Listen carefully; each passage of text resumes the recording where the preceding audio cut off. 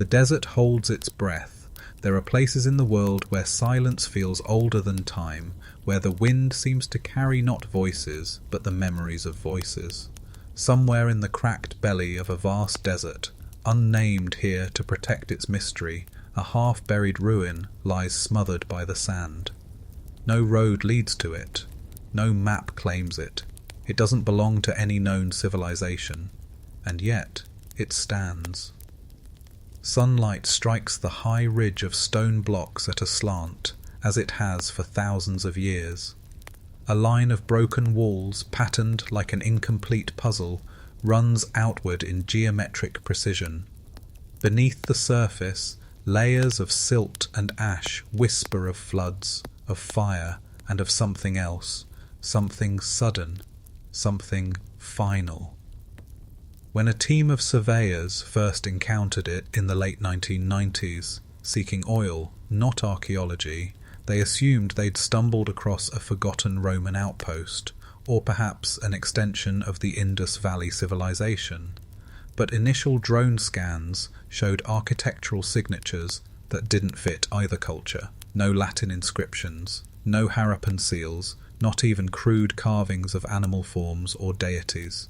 Just silence. Massive silence. Excavation began slowly. The region was remote and harsh, water scarce, temperatures swinging violently between 40 degrees by day and freezing at night. Yet with each shovel of sand and stroke of the brush, more walls emerged. Walled courtyards, stairwells, sloped channels. A city, or what remained of one. A city large enough to have housed tens of thousands, but without a single known name. The surrounding desert had long been thought uninhabitable in ancient times, but this site challenged that assumption. There were signs of agriculture, fine particles of pollen trapped in sediment, the remnants of date palms and barley.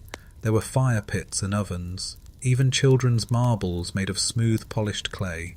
It was no ceremonial centre. It had Bogans Ian lived in, and then gone. It wasn't just abandoned, it was frozen in place. Doorways half open, broken amphorae where they fell, a staircase collapsed under its own weight. There were no signs of siege, no soot of a conquering army, no piles of bones, no mass graves, just absence, like someone had lifted the entire population out of the city overnight. The desert kept its breath held tight. One confirmed fact stands. The outer foundations were radiocarbon dated to around 2300 BCE, older than the Great Pyramids of Giza. That places this mystery city not as a footnote of history, but as a contemporary of Sumer and the earliest dynasties of Egypt. And yet, none of those civilizations speak of it. Not a single tablet or scroll mentions a kingdom in this region. One peculiar item found near the city's perimeter, a carved obsidian sphere, smooth as glass, embedded with a spiral of tiny metallic shards. No other artifact like it has been found in the archaeological record. Some theorists whisper about lost technology, or a forgotten culture that blended metalworking with ritual. Others suggest it may have been a trade item from a now lost civilization, an echo of a society we've never named. Scholars still debate whether this city was ever meant to be found at all. Was it hidden on purpose, its location deliberately erased from maps, its name wiped from oral memory, or was its disappearance so traumatic, so thorough, that it simply slipped through the cracks of recorded history? Whatever the case, this was no nomadic camp or isolated outpost. It was an engineered urban centre. Water, food, craftsmanship, hierarchy. Built, inhabited, and then evacuated. Or worse. In the modern moment, our team of researchers walks its broken streets, drone footage circling above like lost birds. We see the exposed courtyards, the basin carved into the rock for what might have been ritual washing. We notice how the city's angles align ever so slightly toward a mountain range now half buried in haze.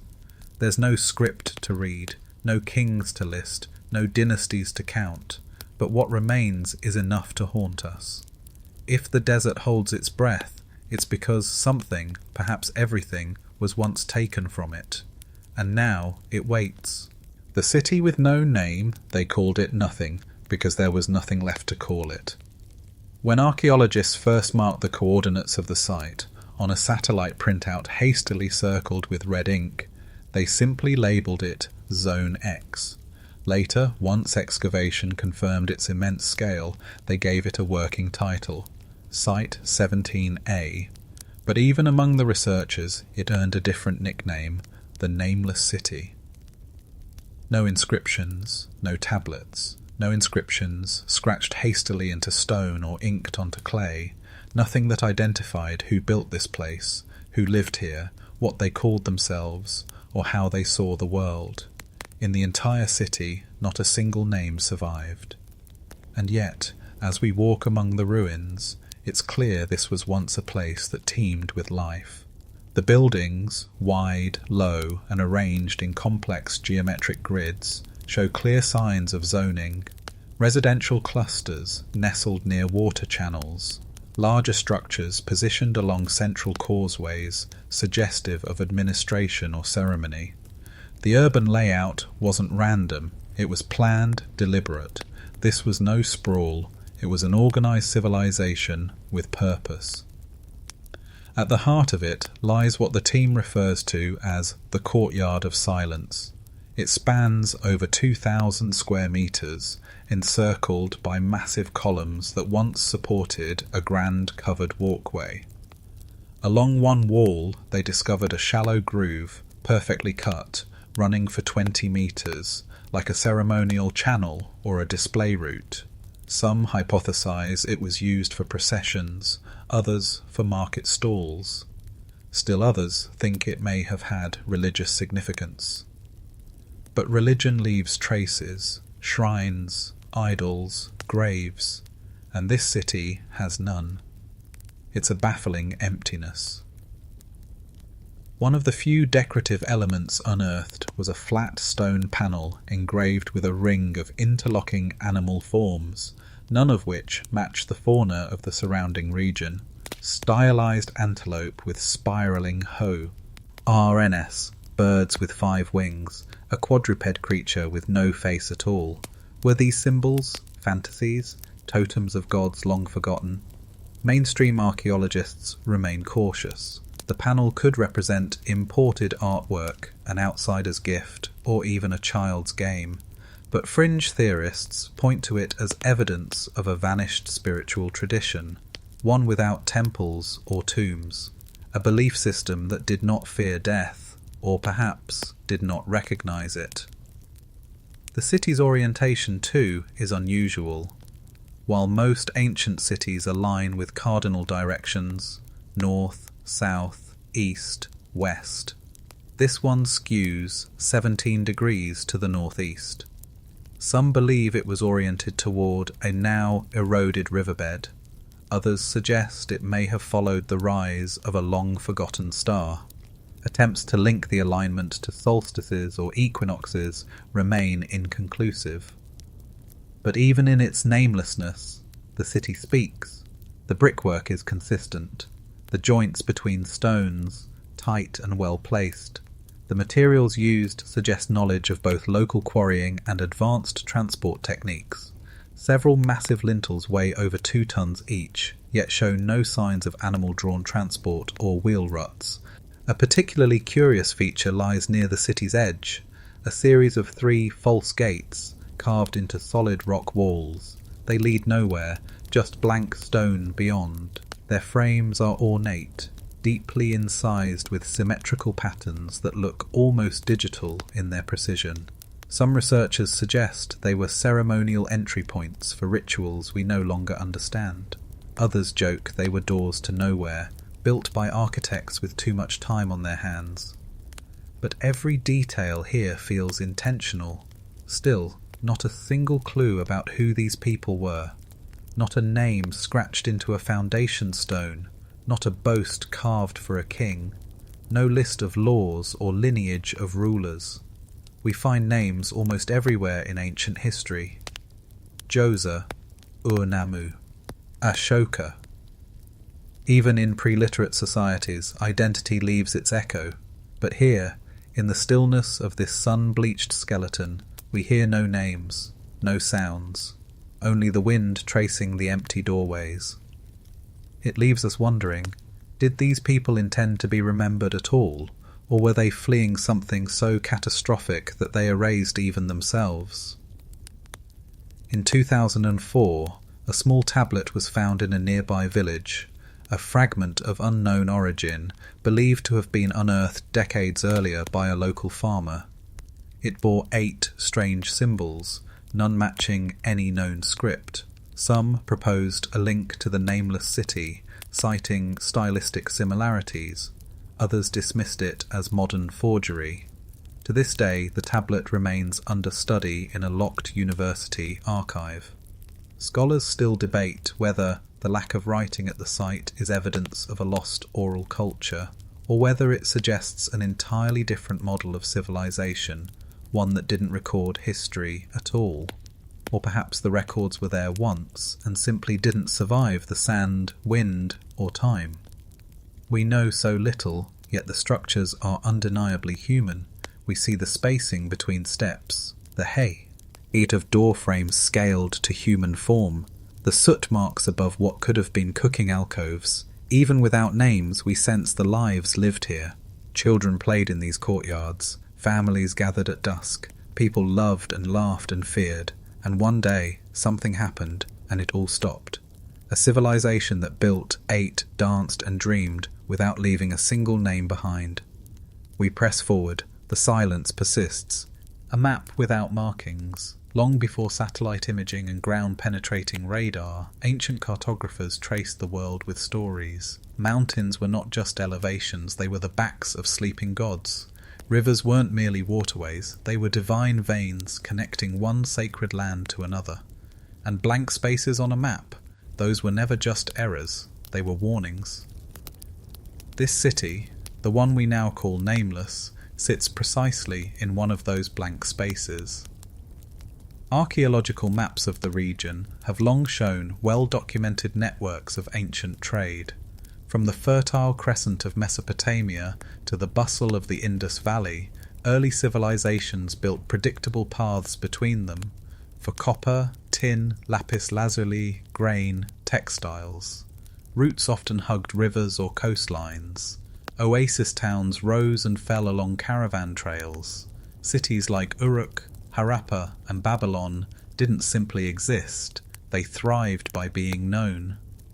And yet, in the vast expanse between these networks, this place, this advanced, well-planned urban centre, never once appears.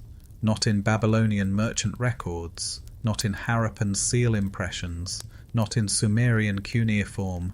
It doesn't even appear in later Greek or Persian descriptions of the East. There is no indication this city ever traded, ever warred, ever existed in the eyes of its neighbours. To call that strange would be an understatement. Here was a society with complex architecture, water management, artisan pottery, and possible metallurgy, sitting at a point where trade between East and West would have naturally passed through. Yet it remains invisible in the records. Some suggest it must have been a fringe settlement, cut off from the world. But how, then, to explain its size, its complexity? A city of tens of thousands doesn't spring from nothing, nor survive in total isolation. Satellite data adds to the puzzle. Just 20 kilometres west of the main site, faint outlines of ancient caravan paths are visible, etched faintly into the terrain like forgotten veins. These paths appear to deliberately curve away from the region, as if they were avoiding it. More curious still, clay tablets found in a Sumerian trading post known as Mari mention a region beyond the fifth hill, where stone turns to ash and wind sings no names. Most scholars dismiss this as poetic metaphor, a reference to the Barrens. But one fringe theorist posited that it may be a veiled reference to our mysterious city. a city so culturally disconnected, so removed, that even at its peak it was mythologized rather than engaged with. There's one mainstream certainty. Geophysical surveys show that the land around the site once formed a minor floodplain. Seasonal rivers, now dry, once made this a verdant stretch, ideal for agriculture. Between 2400 and 2100 BCE, the region would have been green, dotted with trees and teeming with wild game, a perfect corridor for trade. Yet it wasn't used. Why? A few scholars have posited that this might have been a taboo zone, an area shunned for religious or superstitious reasons. One theory links it to early Zoroastrian notions of Druge lands, places of spiritual impurity that should not be trespassed, but this theory remains speculative at best. Another possibility lies in the city's very construction. Perhaps it wasn't meant to be found. Unlike other cities with towering monuments visible from miles away, this one was deliberately low, blending into the landscape.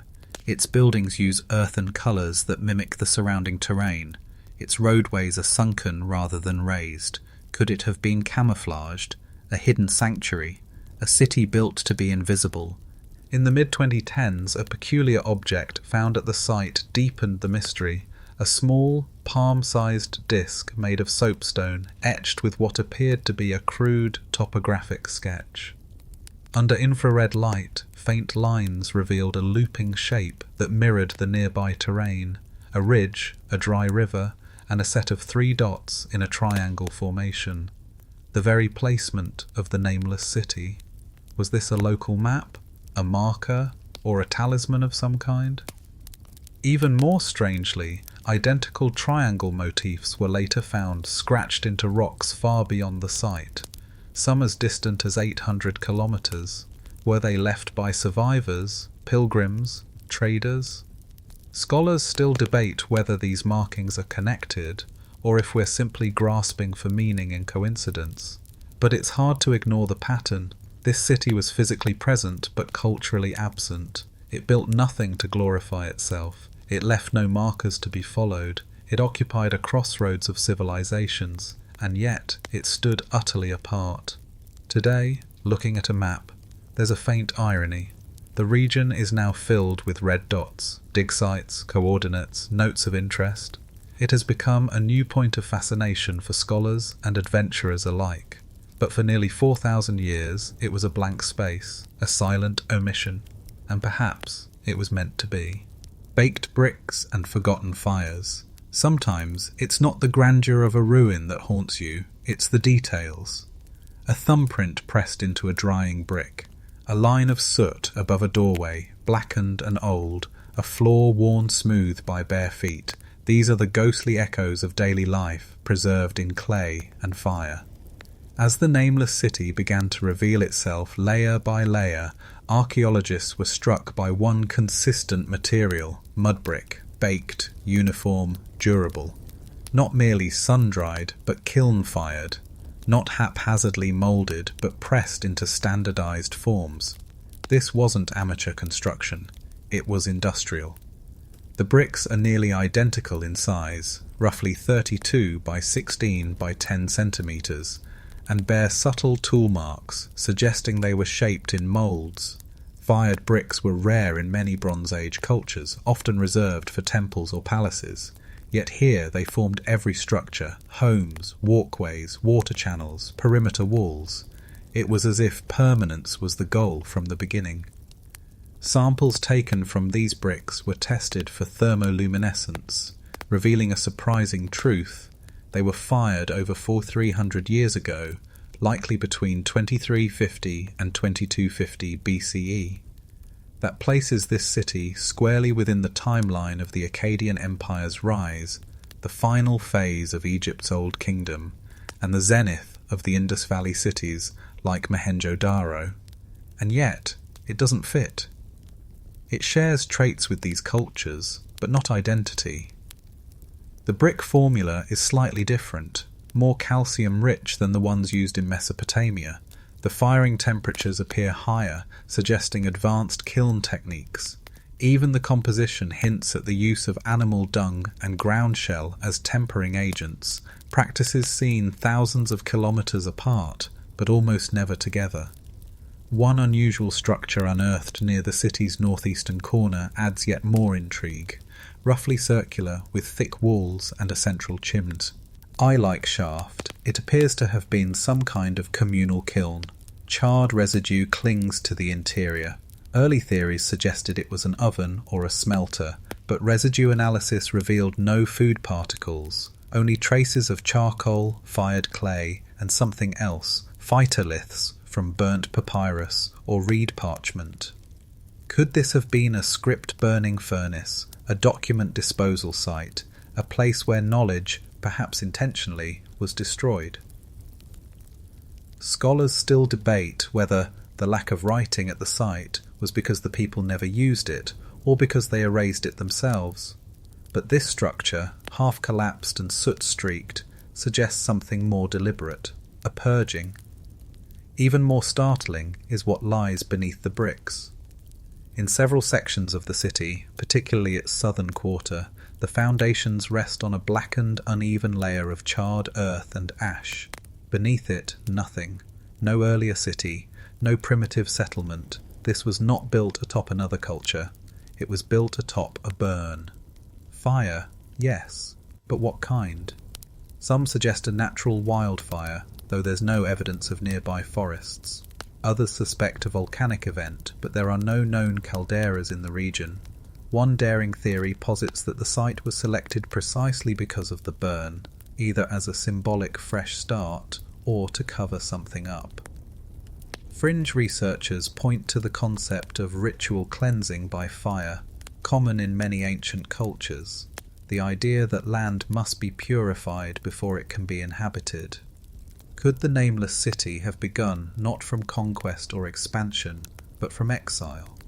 Were its founders fleeing something, disease, war, religious persecution, and chose to begin again on scorched earth? One solid fact, infrared satellite imaging of the broader landscape shows a large elliptical burn scar over 5 kilometers across, matching the timeline of the city's construction. That's not a campfire, that's a conflagration. And yet, atop that scar, someone built a city of order and intention. The baked bricks still hold up, even now. Walls stand shoulder-high in places. Drainage channels still direct rare desert rains toward what were once communal cisterns. One such cistern still held moisture when discovered, after nearly 5 millennia. And there's a strange kind of poetry in that. A civilization whose name we do not know, whose language we cannot read, and whose fate we cannot explain, still managed to hold water against the desert, still managed to defy time. Perhaps the greatest irony lies in the nature of fire itself. Fire destroys, but it also preserves. It hardened the bricks, it sealed the pottery, it fixed the footprints, it scorched a canvas for archaeologists millennia later. Was it an accident, a war, a ritual, an erasure? We don't know. But when we look at those blackened layers beneath the city and the fired bricks laid so carefully above them, we see a message, not in words, but in architecture. Something ended, and something else began. The sand-sealed walls in ancient cities were never just barriers, they were declarations, a message to outsiders. This is where we begin and you end. But the wall that surrounds the Nameless City is different. It doesn't scream authority, it doesn't boast of conquest, it seems almost reluctant to be a wall at all. Constructed from the same fired mud brick as the inner structures, the city's perimeter wall is remarkably well preserved, yet partially collapsed in odd places, as though not destroyed by invaders, but surrendered to time all at once. It runs an irregular oval, enclosing the heart of the settlement like a protective shell. Low and wide, roughly 3 meters thick at its base, it still holds its shape in many places, resisting the weight of centuries of sand. And then, quite suddenly, it stops. At the city's northernmost arc, the wall veers off at a broken angle and ends in a tangle of collapsed masonry, an unnatural termination. Unlike the wear and tear seen elsewhere, this segment appears to have fallen inward as though pushed from outside or even blown down from within. It's here that archaeologists discovered what they now refer to as the breach. Embedded in the debris were fractured bricks fused with silica, showing signs of sudden high heat, far beyond what traditional fires could produce. Some speculate it could be the result of lightning or a freak combustion event. Others whisper about more cataclysmic forces. This breach is also where the highest concentration of sand ingress was found, fine grains packed into the structures behind the wall as if carried by a violent storm. Geological analysis of nearby layers supports this. Around 2200 BCE, about a century after the city's estimated founding, a massive sandstorm event swept across the region. Sediment patterns in the breach area reveal a concentrated deposit over 2 meters thick, indicating that this part of the wall may have been destroyed not by human hands, but by nature herself. This sandstorm is now believed to have been part of the 4.2 kilo-year aridification event, a global climate shift that struck several ancient civilizations at once. Mesopotamian records from this time speak of the wrath of the sky. Egyptian texts hint at famine and drying fields. Entire trade networks collapsed. The Nameless City, it seems, was not spared. Scholars still debate whether this single breach was the beginning of the end or merely one symptom among many. Was the wall's failure symbolic? Did it signal a loss of protection, a broken boundary between the people and the chaos beyond? What's fascinating is how the inhabitants responded. Behind the breach, archaeologists found a hasty patchwork of defensive mounds, sandbags made from woven reeds, stacked pottery fragments forming makeshift bulwarks. It was not an orderly repair, it was panic. Whatever struck the city, it came fast, and the people scrambled to hold it back. But they didn't flee immediately. In the structures adjacent to the wall, tools were found mid-use. A grain mill half full, a loom with threads still strung, meals left unfinished, no valuables gathered, no caches hidden. If they left in an instant, or didn't leave at all. And yet, there are no bodies. It's as though the city's end came with no resistance, no violence, just absence. One particularly enigmatic find came from beneath the collapsed wall segment, a smooth, polished stone sphere about the size of a child's head, with strange striations across its surface, like wave patterns etched into basalt. It was found placed inside a hollow of the wall, as if buried purposefully. Some speculate it was ceremonial, others think it may have been an early geodetic tool. Fringe theories abound. One posits that the wall itself had ritual significance, that it wasn't just a fortification, but a metaphysical boundary between worlds. When the wall broke, they say, so did the people's spiritual containment. The soul of the city leaked out, carried on the storm. More grounded scholars counter that this is poetic overreach. The wall was practical, it failed. The sand came, the people fled or perished. But even they concede, it doesn't feel like a normal collapse. Another mystery, just beyond the breach lies an unnatural mound, a pile of bricks, pottery shards, and domestic debris seemingly dumped in layers, not scattered, not random, arranged. Some believe it to be a burial cairn or memorial to the fallen wall. Others wonder if it was an attempt to seal something away. Notably, beneath this mound was discovered a small stone figurine, barely 4 inches tall. A human form, featureless, arms raised, back arched. Was it praying, screaming, surrendering? It now rests in a museum vault, labelled only as Figure A. And so the wall remains, partly standing, partly broken, partly buried by the very sand it once kept at bay. It was never a grand wall like those of Babylon. It didn't bear carvings or boast of victories, but in its silence, in its quiet defiance against erosion and time, it tells us something profound. This city expected to endure, and perhaps, in some way, it has. The wind still sings over the breach, the sand still remembers the shape of the wall, and we, still searching, press our palms to its ancient surface, feeling for the warmth of a fire long gone out, echoes in the pottery. Long after the fires die out, after the walls collapse and the names are forgotten, pottery remains. Clay, once moulded by hand and hardened by flame, becomes the fingerprint of a vanished people. In the case of the Nameless City, these fragments are more than just remnants of daily life. They are echoes of culture, of artistry, and of choices that defy easy classification.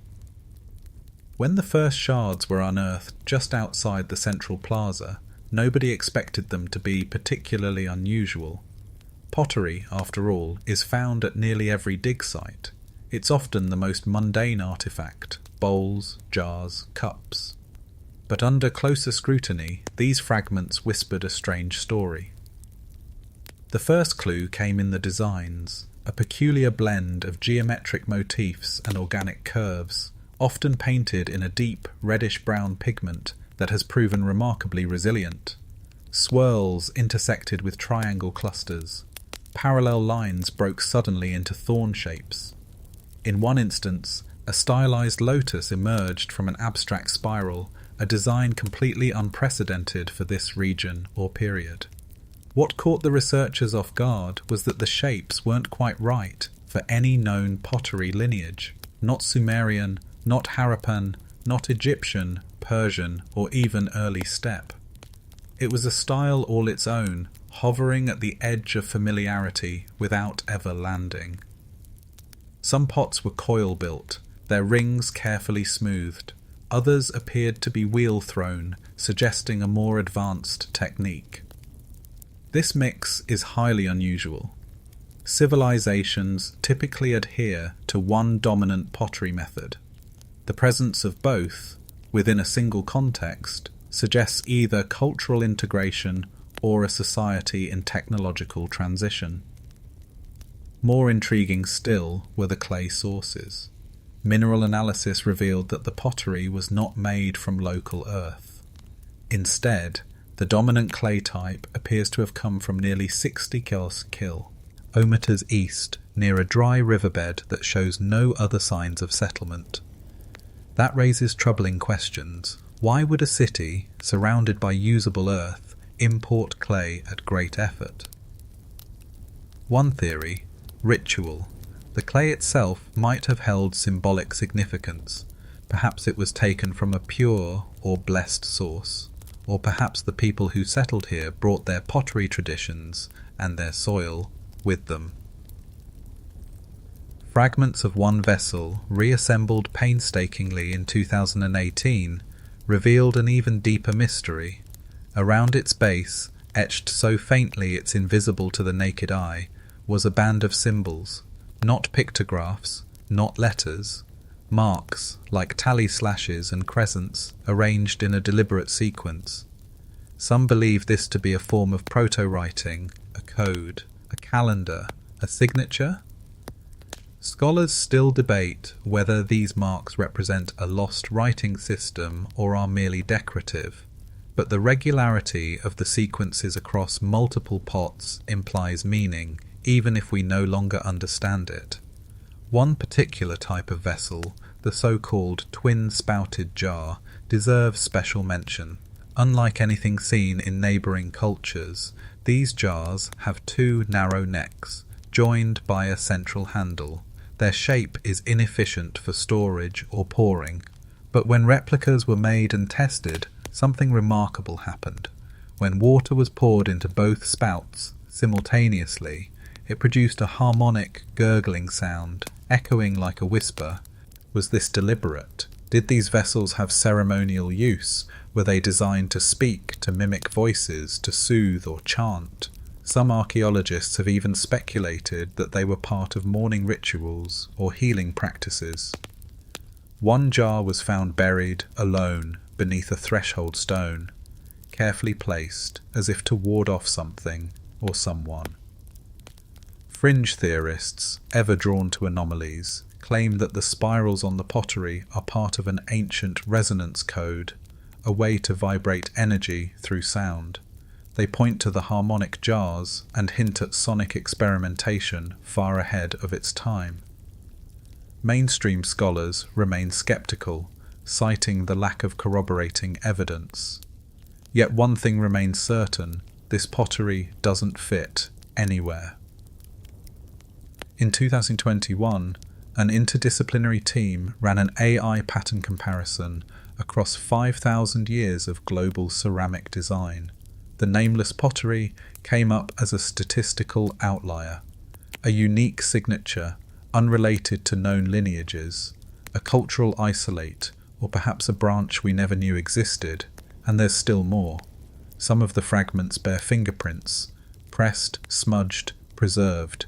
Using modern biometric reconstruction techniques, these prints revealed a range of sizes, adults, certainly, but also children, not just users but makers. In some cultures, pottery was sacred. Only certain hands could shape it. Here, it seems everyone participated, a communal art, a social bond fired into permanence. Even in their final moments, pottery remained close. Several vessels were found in collapsed homes, often next to scattered tools and domestic items. One contained wheat grains, carbonized by time. Another held a small carved bead in the shape of a fish, perhaps a child's treasure. They are not just objects, they are voices, soft, foreign, uncertain. The Nameless City gave us no texts, no proclamations carved in stone, but it left behind vessels, each shaped by a human hand, each whispering across the ages. They whisper still. The people without bones. Civilizations crumble, cities fall, but bones usually remain. They are history's stubborn proof, impervious to politics and myth. They can reveal age, diet, ancestry, trauma, even moments of death. In the ruins of nearly every ancient city, human remains are found, buried with ceremony, stacked in mass graves, or scattered by time and tragedy. But in the Nameless City, there are no bodies. None. Not a single intact human skeleton has been recovered from the main site or its immediate outskirts. And that's not just unusual, it's unprecedented. For over 2 decades, teams have sifted through every metre of sediment. They've uncovered tools, clothing fasteners, toys, shattered furniture, and even the outline of woven sleeping mats. But no tombs, no cremation pits, no ossuaries, no ancestral remains hidden in walls or beneath floors. In fact, it was one of the earliest and most shocking discoveries made during initial surveys in the early 2000s. Where were the people? A city of this size should have been teeming. Based on infrastructure, room counts, and food storage capacity, population estimates range from 10,000 to 30,000 residents at its peak. And yet, apart from a few isolated teeth and bone fragments found near animal pens, none of which could be conclusively identified as human, there is nothing. This raises disturbing possibilities. Were the bodies removed, buried elsewhere, taken by scavengers, or was something more ominous at play? Some researchers initially suspected that cremation had been the norm. After all, some Bronze Age cultures preferred fire to earth.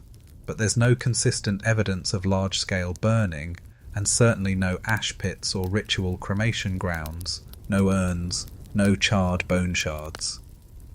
Another theory proposed exposure burial, where the dead are left on raised platforms to be consumed by vultures or the elements, practice seen in some Central Asian cultures. But again, no bone evidence supports this. And what of the absence of even small bones, fingers, teeth, ribs, which typically endure long after soft tissue is gone? Then came a hypothesis both controversial and compelling. The people were not buried here because they did not die here. The city was evacuated, not gradually, like a town fading into irrelevance, but all at once. And there's evidence to support this idea.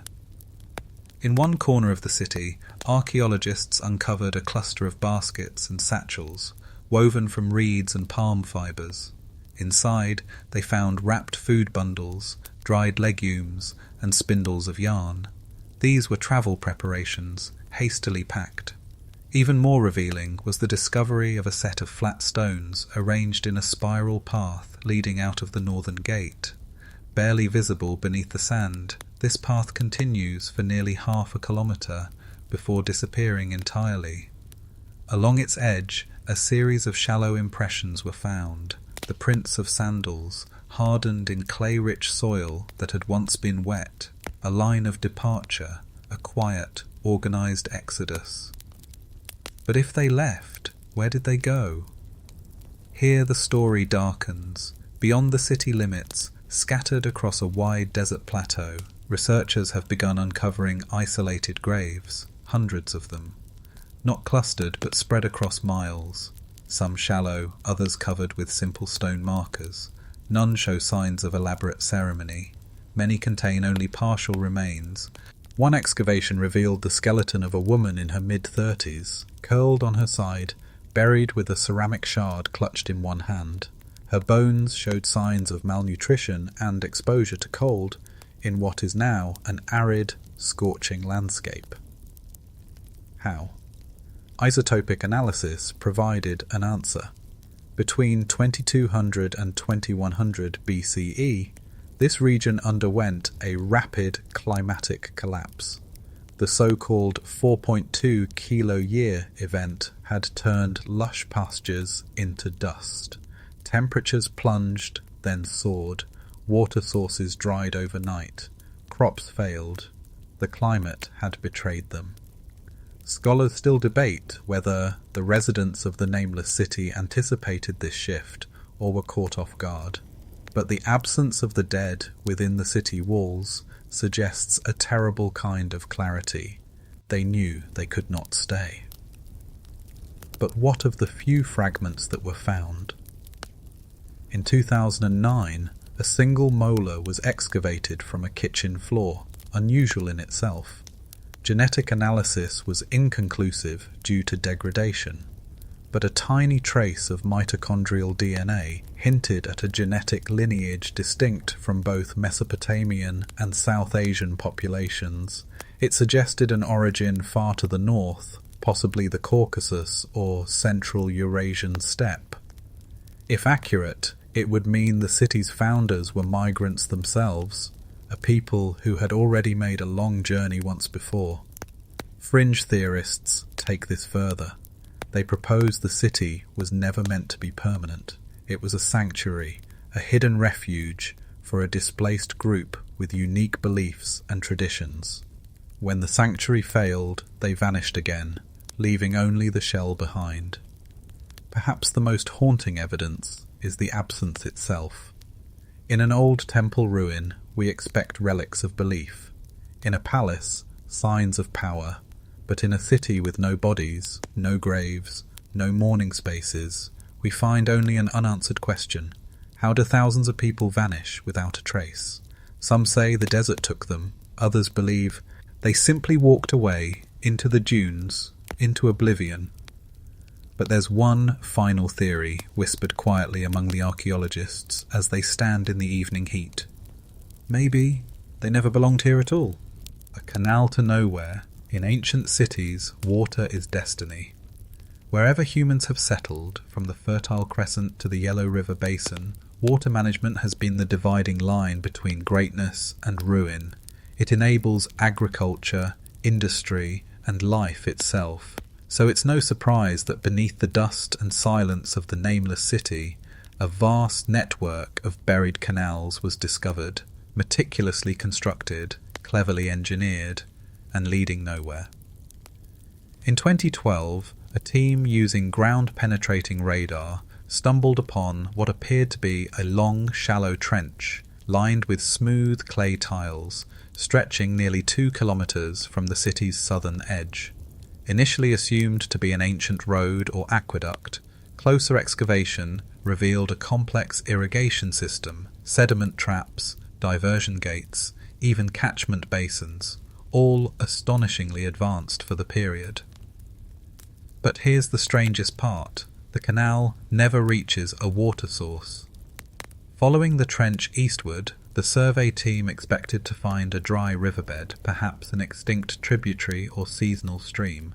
Instead, they found nothing but hard-pan desert, not even buried silt deposits, just compacted earth, untouched by water for millennia. At first, it was assumed that shifting geology might have altered the landscape, that a river once flowed here but had since moved. But satellite imaging from NASA's Landsat archive, combined with soil core samples, told a different story. The area beyond the city has been dry for over 5,000 years. Even during wetter climatic periods, there's no evidence of sustained flow. So why build a canal here, and why build it so carefully? The answer may lie beneath the canal itself. Deep trenching along one section revealed a series of layered foundations. The canal had been built in phases over decades. Each phase showed improvements: tighter joins, better gradient control, smoother tiling. This wasn't a failed experiment. It was maintained, improved, used. Water was coming from somewhere. That's when a new clue emerged: a buried cistern, almost 2 stories deep, positioned near the canal's midpoint. Carefully bricked and sealed, it had once held a substantial volume of water. Nearby were the remains of ceramic pipelines leading downhill from the cistern to several domestic clusters. This suggested a now vanished water source, a wellspring, perhaps even an underground aquifer. When researchers drilled core samples, they hit traces of ancient moisture, fossil water, buried far below the surface. The city may have tapped into a deep artesian aquifer, drawing water vertically and distributing it laterally through canals. If so, the feat was remarkable, but also tragically temporary. One of the key findings from these geological tests was that the aquifer collapsed suddenly, likely during the same time frame as the wall breach and climate shift. A shifting water table, perhaps caused by seismic activity or overuse, may have dried the well from within. Without replenishment, the canal system became useless. The cisterns emptied, the fields turned to dust. And yet, the city had been thriving, agriculturally and economically, up until that point. Pollen analysis from soil layers within the canal walls revealed the presence of cultivated barley, lentils and dates, alongside wild reeds and aquatic flora. This region, now hostile to life, once bloomed. The canal then becomes a symbol, a monument to human ingenuity and to hubris. One preserved segment, now housed under a protective canopy, reveals the canal's beauty. Hand-shaped tiles fitted like puzzle pieces, coated in a kind of lime plaster, their surfaces smoothed by thousands of hours of flowing water. The surface erosion suggests decades of use, not a fleeting attempt. Alongside this section, buried in silt, archaeologists found a tool that changed the conversation. A bronze spade, its edge worn and repaired multiple times, bearing a small carved symbol on the handle. One of the few repeated motifs at the site, 3 nested circles. What did it mean? A guild marker? A family crest? A sacred symbol?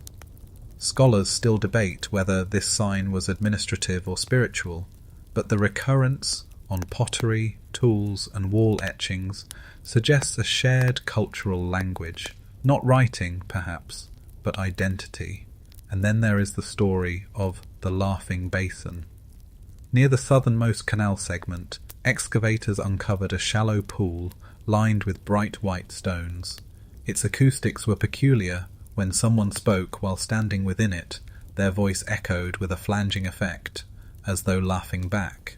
Low, Cal workers began calling it the Laughing Basin, and some speculated it had ceremonial importance, perhaps as a space for ritual announcements or water blessings. Its base was dry. It had been dry for 4,000 years. And yet the sound remains.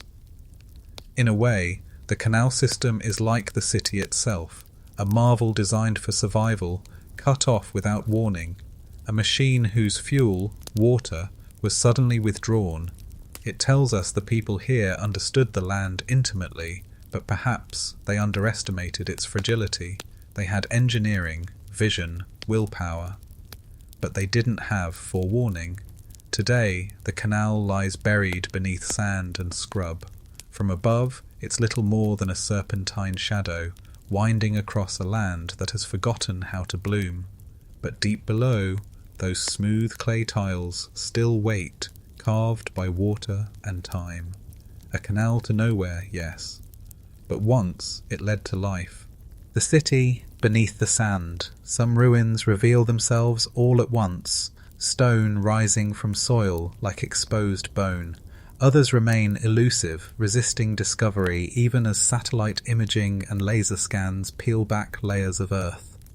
But the Nameless City had one more secret. It lay not in what stood above, but in what slept beneath. In 2017, an unexpected monsoon event drenched the region with nearly 3 months' worth of rainfall in a single night. Flash floods ripped through the desert's arid crust, carving away sediment and revealing a depression near the city's northern boundary, an area previously dismissed as a natural dune. But as waters receded, fragments of walls emerged, not the straight, ceremonial kind seen in palatial zones, but curved and close, more organic, more lived in. Beneath the dune was not emptiness, but another city, or more precisely, an older layer of settlement, partially intact and much deeper in time than anything discovered before. Stratigraphy soon confirmed the shocking truth. This layer predated the Nameless City by at least 8 centuries. Here was a city beneath the city. But it wasn't simply a matter of age. This lower layer told a very different story. Gone were the planned roads and modular homes of the upper level. In their place, narrow alleys, round houses, and subterranean chambers, many dug directly into the earth. The style echoed other early Neolithic communities found thousands of kilometers away.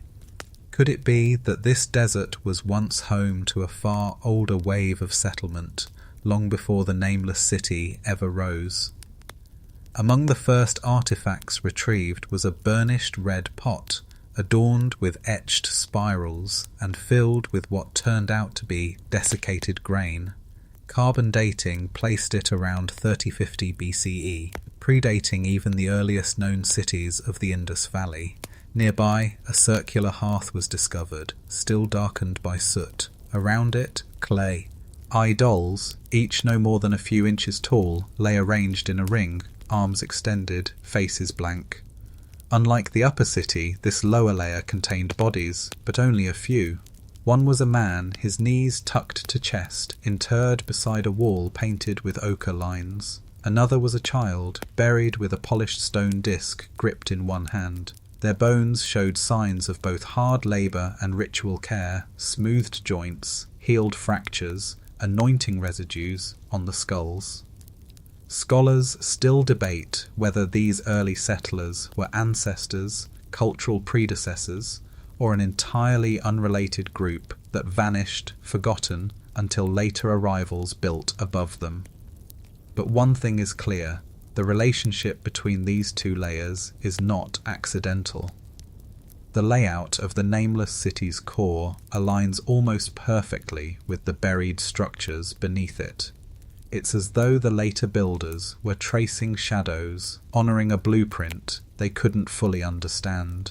Foundation stones appear to reuse masonry from below. Certain religious motifs, especially the recurring 3-circle symbol, appear in both layers, albeit crudely etched in the lower one. Could the Nameless City have been a resettlement of an ancient sacred site, a pilgrimage location passed down through oral tradition, or a deliberate attempt to reclaim a legacy buried in dust? Further complicating matters are the whisper tunnels. Discovered during the second excavation wave in 2020, these narrow shafts wind from lower-level dwellings upward toward what would later become granaries or council buildings. No one knows their purpose. Too small to walk through, too curved for airflow, they serve no apparent architectural function. But when archaeologists dropped microphones into one and played a sound above, wind, a voice, a drum beat, the shaft amplified and distorted it, creating an eerie, flute-like resonance. It was as if the earth itself sound. F was singing back. One theory suggests they were part of a ritual soundscape, turning the settlement into a kind of acoustic instrument. Another argues they were symbolic, bridges between the world below and the world above. After all, when the upper city was founded, the older settlement had already collapsed. But why did it collapse? This too remains a mystery. Some signs point to environmental stress, a sudden arid shift that made farming unsustainable. Others suggest a slower erosion, conflict, disease, or migration. There's no mass grave, no sign of battle, just abandonment. And yet something of that early world survived. Perhaps in the mythologies passed down, the symbols reused, the very decision to build atop a ghost town. The people of the Nameless City might have lived in houses of clay and stone, but they built upon a foundation of memory. It's possible they knew they weren't the first. Maybe they whispered the names of those who came before, long after the last doll had turned to dust. There is a haunting phrase found scratched onto a fired clay tile in the upper level, beside what was once a child's bed, 3 circles, followed by a long horizontal line, then 2 dots above it, interpreted by some as a stylized sunrise over graves. Is it mourning? Reverence? A farewell? We'll never be sure. But somewhere beneath 5 meters of silence and millennia of sand, the city beneath the city waits, not just as architecture, but as echo, as memory preserved in mud brick and myth. And as we dig deeper in both soil and story, we edge closer to a truth few civilizations offer, the knowledge that before us there was another us. The unfinished temple, every great city of antiquity had its heart, a place not just of faith, but of gathering, ritual and identity. In Mesopotamia, it was the ziggurat. In Egypt, the temple precincts of Karnak. The Nameless City, too, had such a place, but unlike its famous counterparts, this one was never finished. It lies at the northern edge of the settlement, half sunken and exposed like a fossil mid-reveal, an array of immense stone blocks, some precisely stacked, others abandoned where they fell. From above, the structure appears to form a vast oval, aligned almost perfectly with the setting sun of the winter solstice. Inside this perimeter, excavators found the beginnings of pillars, ceremonial ramps, and a series of descending steps that vanish into compacted earth. But the deeper they dug, the more the story changed.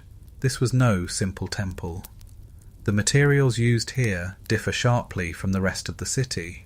While most buildings were made of fired clay or sandstone, this structure was built with black basalt, hauled from a quarry nearly 90 kilometers away. The effort involved in moving such material would have been enormous. Teams of labourers, sledges, and possibly animals were employed, yet for all that effort, construction stopped halfway. One theory is that the temple was interrupted by disaster. The breach in the western wall, which we've already explored, occurred around the same estimated time. If that breach was caused by conflict, then perhaps the invaders struck before the temple could be completed. Alternatively, if it was a climatic catastrophe, as some argue, the temple's abandonment could signal a shift in priorities, food over faith. But there's another theory. A more peculiar one, a rectangular stone slab near the temple's inner chamber, bears a shallow engraving, a stylized figure with outstretched arms, surrounded by 6 concentric rings. The rings are marked with alternating patterns, dots, dashes, spiral waves. Below this figure, a curious motif, a face turned upside down. To mainstream archaeologists, it's likely a ritual symbol, perhaps denoting the seasons or a cosmological diagram. But some fringe theorists point out its resemblance to later pre-Columbian codices, especially those used by ancient skywatchers to predict eclipses and comets. Could the temple have had an astronomical function? It's not entirely without merit. When researchers placed solar tracking equipment on site during winter solstice, they discovered that light passed through a specific doorway and landed precisely on a central basalt pillar, a feat that would have required meticulous design and understanding of the sun's movement. The same happened again during the equinox, where a different set of shadows formed a crescent arc across the central altar. Scholars still debate whether this was coincidence, artistic flourish, or deliberate calendrical architecture. But regardless of intent, the alignments suggest that the cosmos was not separate from the sacred, it was woven into it. Still, none of this explains why the temple was left in its skeletal state. That mystery deepened when, in 2023, a team unearthed a cache of offering bowls, stacked neatly behind a supporting wall. The bowls were unbroken, their interiors blackened by fire, and each bore a different carved animal: deer, serpent, fish, hawk, and, most puzzling, a creature that appears part feline, part lizard. This last one has no known counterpart in the local fauna. Folklore among regional tribes, however, does speak of a sand cat with a tail of fire, said to live beneath the earth and awaken only when disturbed. Some think the bowls were appeasement offerings, made after the temple site itself began causing unease. One passage in a surviving text from a nearby later civilization refers obliquely to the black circle where men dig and the sky responds.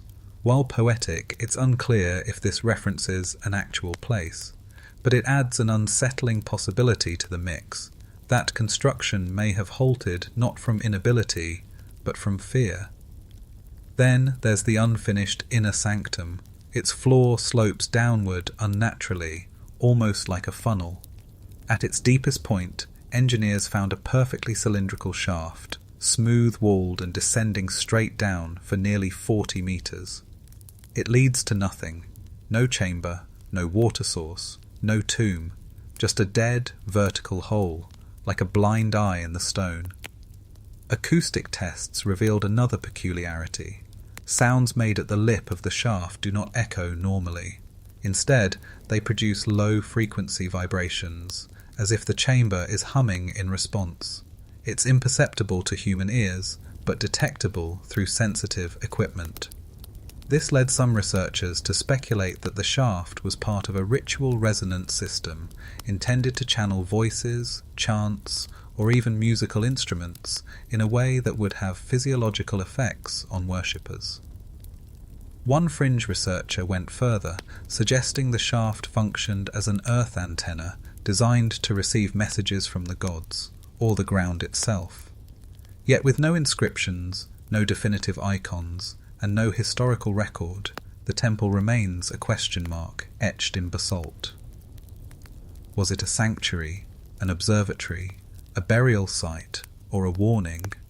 Because the final clue came not from the temple itself, but from a long stone beam found discarded 100 meters away. Its surface bore tool marks, but no inscriptions, just one deep, ragged scar carved deliberately. Under raking light, the scar forms a symbol, one we've seen before. 3 concentric circles, and then nothing. The temple was never finished, and perhaps that more than anything is the story. It reminds us that not all answers arrive in marble and manuscript. Some remain unfinished interrupted by time, silenced by circumstance, or abandoned for reasons no one living can remember. But they leave shadows, and sometimes those shadows speak louder than stone. The disappearance without a trace. Cities do not vanish in a night, at least not usually. When we speak of collapse, we imagine the gradual famine creeping like ivy through households, trade drying to dust, children leaving and not returning.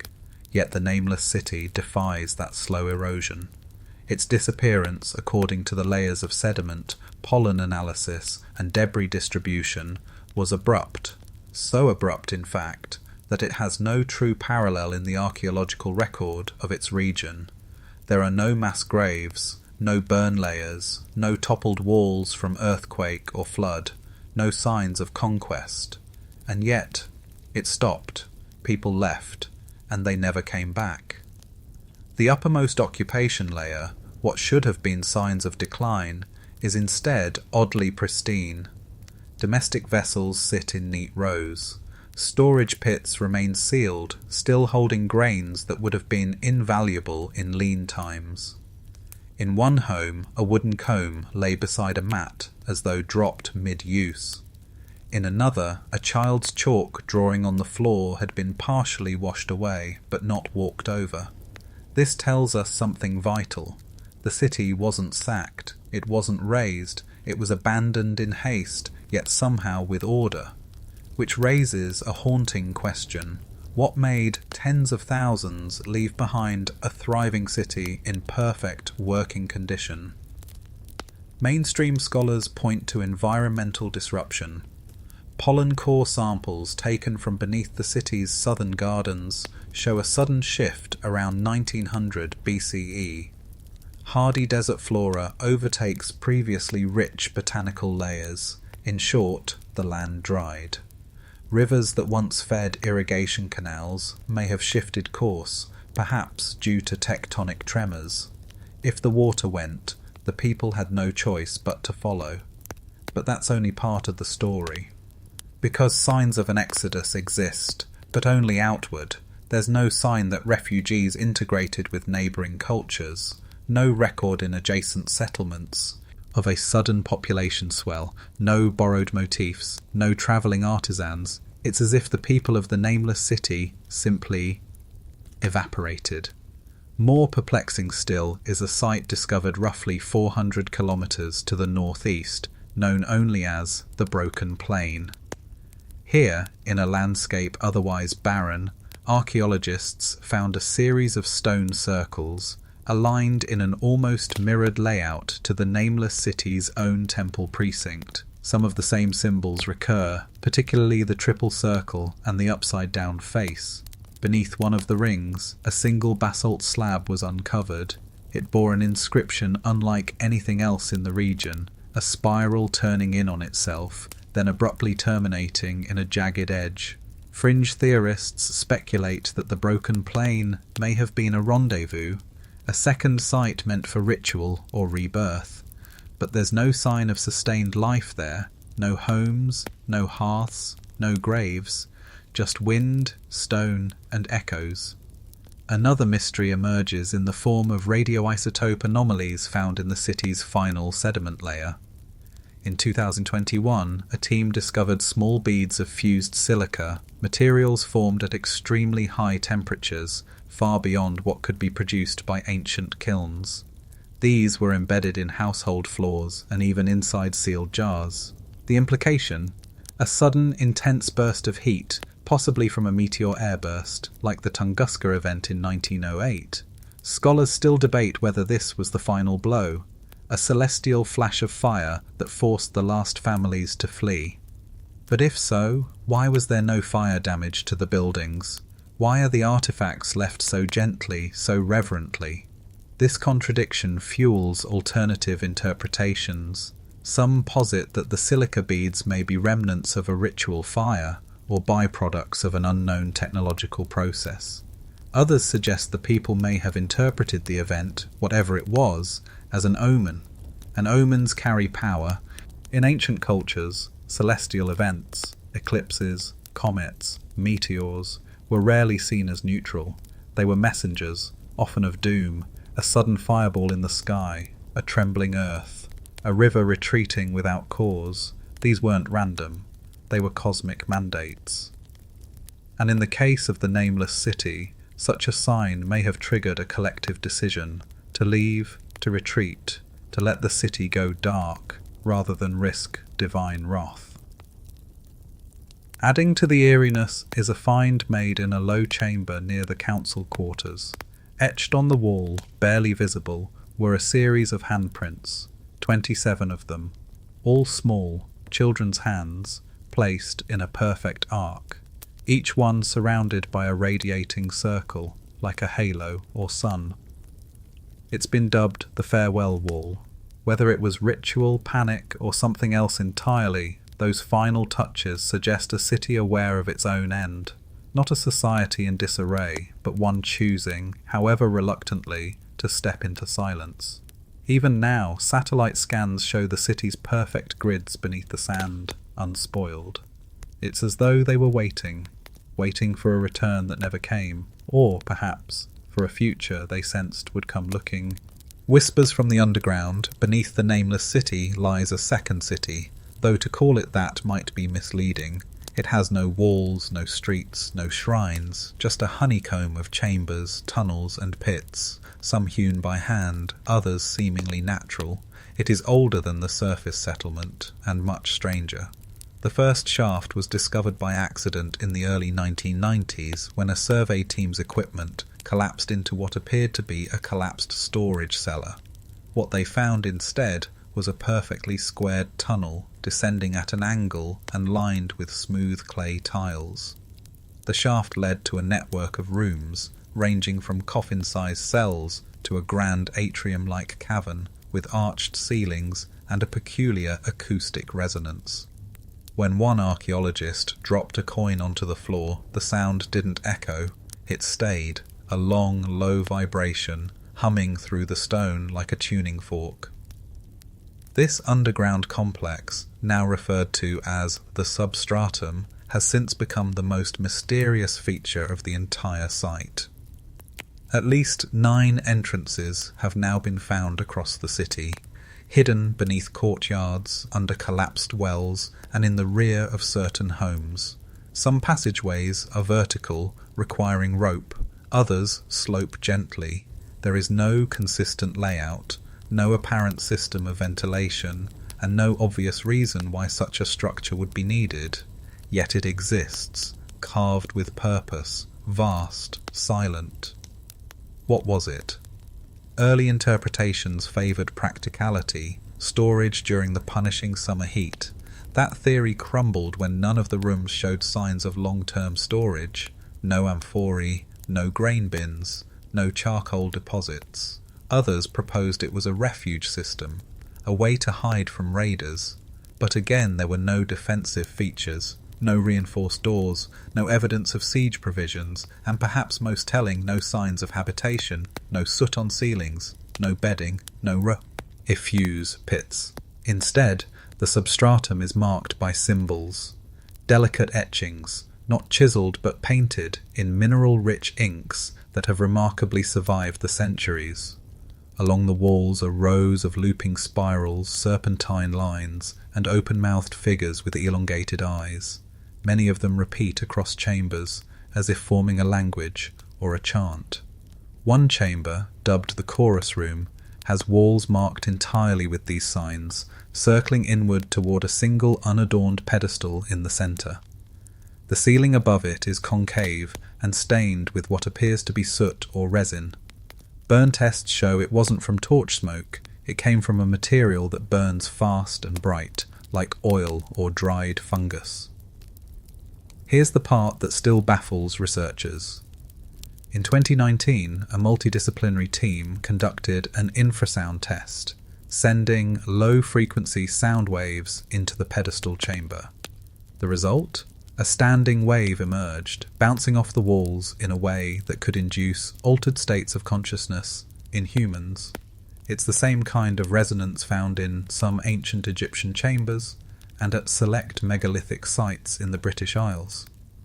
Scholars still debate whether this effect was intentional or a bizarre coincidence of architecture. But the parallels are hard to ignore. Were these underground halls places of ritual trance, echo chambers to awaken memory or spirit, or something even stranger? One object found in the lowest levels hints at a lost ritual practice. It's a stone mask, unlike any found in the upper city.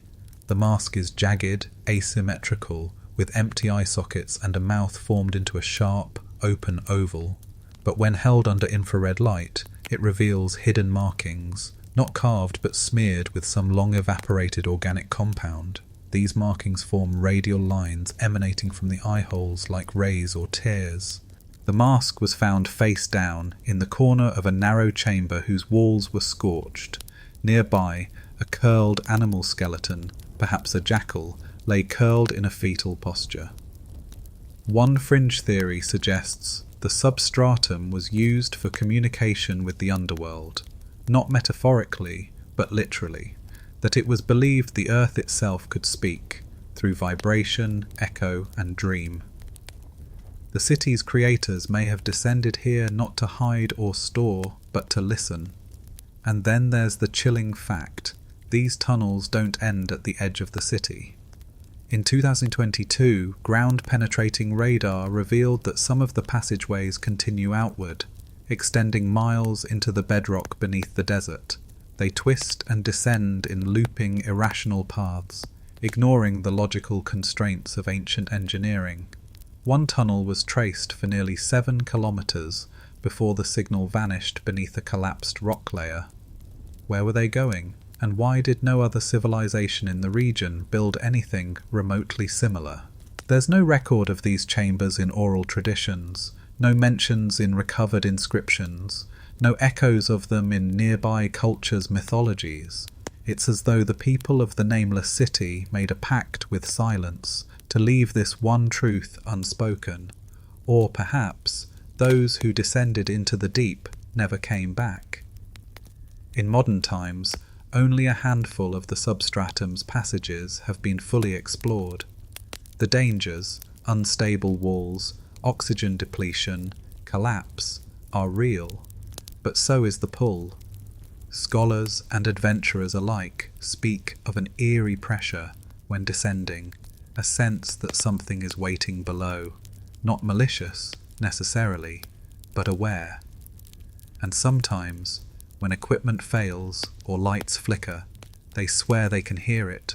Not voices, not breathing, just a soft hum, a note that never ends. A map with no legend. As the sands yielded more of the Nameless City's bones, a curious pattern emerged, one that pushed archaeologists to reconsider the very layout of ancient settlements. What initially appeared to be a straightforward grid of streets and neighborhoods revealed something far more complex, almost mathematical. The city had been laid out with intention, yes, but not simply for utility. It followed a system of geometric proportions and astronomical alignments, ones more precise than anything previously seen from its era. In 2015, a group of researchers from Germany's Institute for Archaeoastronomy ran a series of simulations based on aerial scans.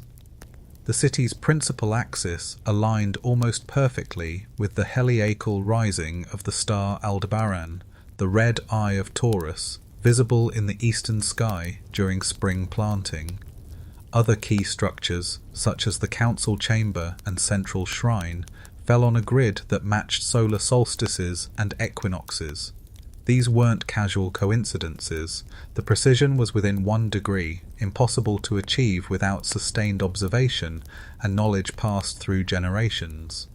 In the center of the city, under what was once a stone platform, now collapsed, archaeologists discovered a large circular engraving inlaid with crushed quartz. It had been obscured beneath a layer of ceremonial clay. The design? A mandala-like diagram divided into 12 segments, each marked by strange glyphs and tiny embedded crystals, some local, others sourced from distant mountain regions. This is now referred to as the compass floor. It was not a map of terrain. It was, perhaps, a map of time. Each segment corresponded to phases of the moon, solar positions, and, possibly, agricultural rhythms. But curiously, there were extra segments, places on the diagram, that didn't match known cycles. Scholars believe these could represent ceremonial days, but no calendar from the region aligns. Scholars still debate whether the compass floor was a ritual calendar, a guide for priest-kings, or something more esoteric, a celestial instruction manual meant to bring harmony between heaven and earth. Adding to the enigma was a series of small copper pegs embedded in the platform at various radii from the centre. At first dismissed as supports for roofing beams, later analysis revealed that they mirrored the orbital spacing of the inner planets, scaled down almost perfectly. The idea that these people knew the proportional distances of Mercury, Venus, Earth and Mars sounds outlandish, but the data doesn't lie. It's there: pegs, distance, orbit. This discovery has led some to refer to the compass floor as the first orrery, a model of the solar system, centuries before Ptolemy. But the secrets didn't stop at ground level. In the upper walls of the council tower, faint lines carved into the stone formed a long, interconnected spiral, wrapping the entire structure. When traced, it charted a path that mirrored the precession of the equinoxes, a 26,000-year wobble of Earth's axis, only measurable through centuries of observation. No contemporary civilization had recorded this movement with such clarity. Who were these astronomers, and how did they develop such precise tools without written records? Among the most mysterious finds supporting this theory was a hand-sized obsidian disc found buried beneath the steps of the shrine. Polished to mirror-like blackness, the disc bore tiny etchings along its circumference. Under magnification, the etchings formed a repeating fractal pattern, one that resembles modern visualizations of lunar nodes, the invisible points where the moon's orbit crosses the plane of Earth's rotation. It's been dubbed the Black Moon Mirror and remains the subject of international study. Some propose it was an instrument for predicting eclipses. Others believe it was purely symbolic, a representation of mystery itself, enshrined in darkness. Still others whisper stranger theories. They suggest that the people of the Nameless City weren't just observing the stars, they were responding to them. That their city wasn't just aligned to the heavens, but synchronized with celestial cycles. That the entire layout, the grid, the spiral, the compass floor, was a kind of clockwork meant to interact with forces beyond modern comprehension. Fringe theorists go further still. They point to the recurring motif of the three circles, found on pottery, walls, and even bone carvings. They argue it represents not a symbol, but a system: Earth, Moon, and other. Perhaps a planet, or perhaps something more conceptual, a third presence always orbiting us unseen. Could this be metaphorical, a spiritual triad? Perhaps. But then there's the recurring absence in every rendering of the compass floor, a blank wedge, always unmarked. It breaks the symmetry and stands out, intentionally left void, as if representing something missing. Some scholars believe this blank segment is a reminder that no matter how much we map, measure, and marvel, there are gaps in every system, unknowns that remain sacred. Or maybe it was meant to remind them, and us, that mystery itself is a necessary piece of knowledge. One thing is clear: the Nameless City was not randomly built. It was composed, measured, sung into existence like a hymn to the universe. And though the voices have fallen silent, their rhythms still hum beneath the dust. The children of the river, every civilization is shaped by its waters. The Nile gave life to Egypt, the Indus to Harappa, the Tigris and Euphrates to Sumer, and so too the Nameless City had its river, though today it runs dry, a ghost thread in the desert, visible only by satellite or the deepest of cuts through sediment. Ancient channels curve along the city's eastern quarter, braided like veins toward what must have once been a fertile floodplain. The soil here is different, silt-heavy, dark, rich in ancient pollen. Under microscopes, it reveals traces of date palms, barley, figs, even medicinal herbs. Long before desert claimed it, this region teemed with water, crops, and life. And at its heart was the River Talum, a name only preserved in a single carved stone found half buried beneath the remains of a canal gate. Talum, the name rolls like water itself. In their time, the people of this city were river builders, engineers of remarkable subtlety. They didn't construct grand aqueducts like the Romans, nor complex stepwells like in India. Their approach was decentralized, a spiderweb of diversion channels, underground cisterns, and something far rarer, living dams. These were not built with stone, but with woven reeds, earth, and planted trees, layered constructions that allowed just enough water to pass during the wet season, while anchoring banks and slowing erosion. The remains of these structures, fragile but discernible, show that maintenance required careful timing, shared labour, and botanical knowledge. This water system wasn't just practical, it was cultural.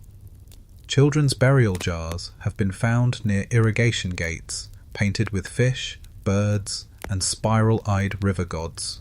One tomb, likely of a child no older than 6, was buried with a necklace of polished river stones and an inscribed ivory token depicting a figure pouring water from its palms.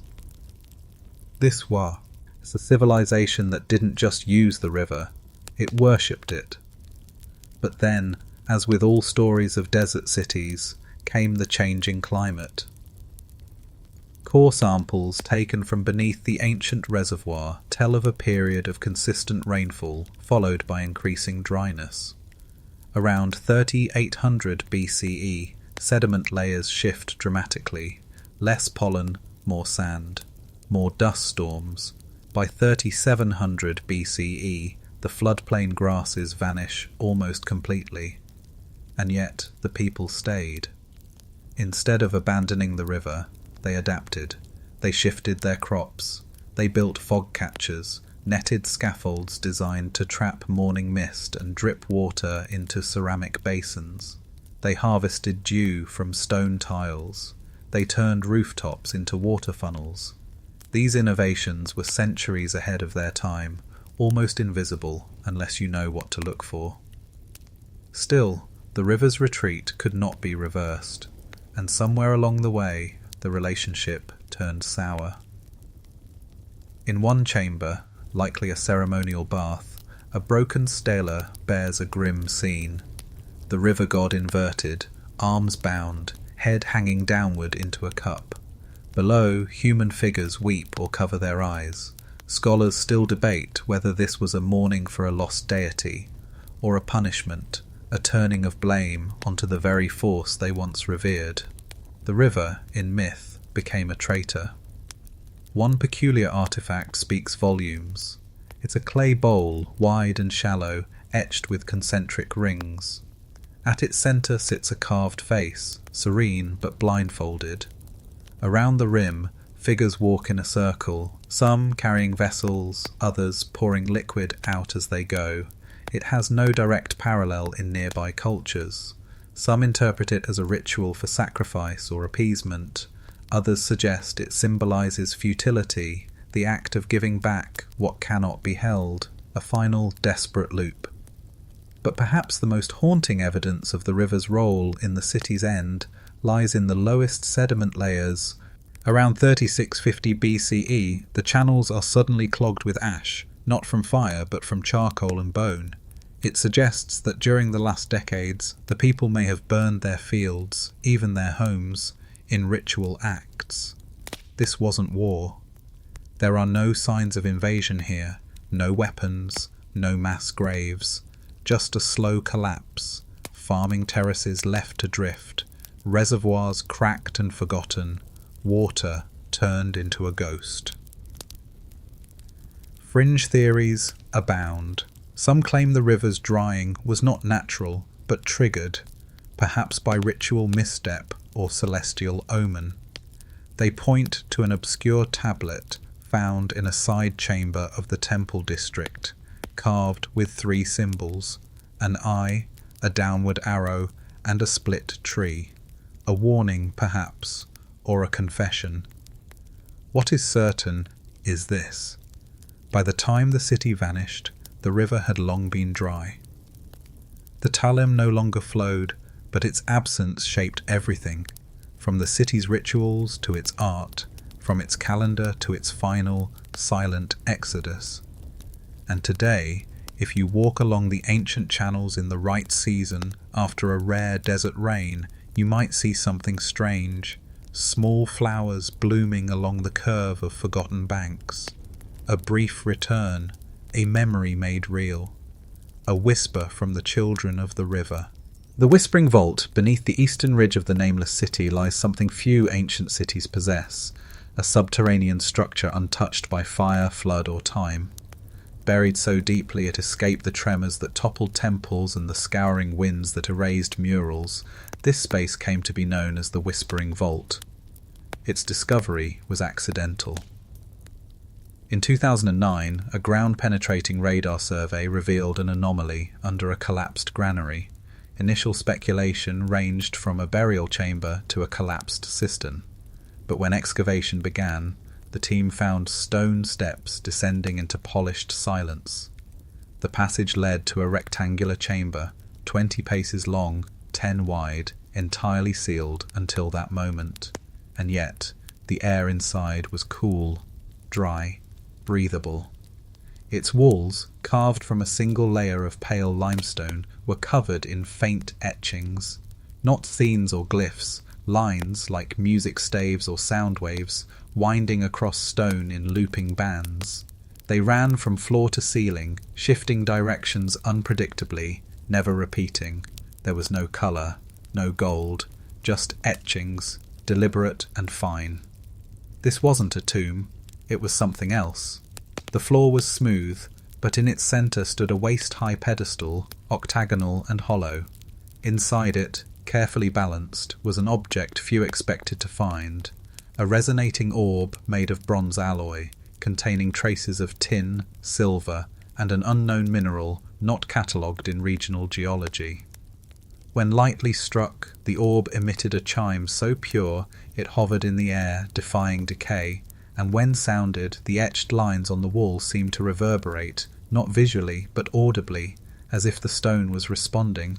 Thus the name, the Whispering Vault. The purpose of the chamber is still unknown. It held no bodies, no treasure, no texts, only resonance, only sound. Scholars still debate whether it was a place of ritual, meditation, or transmission.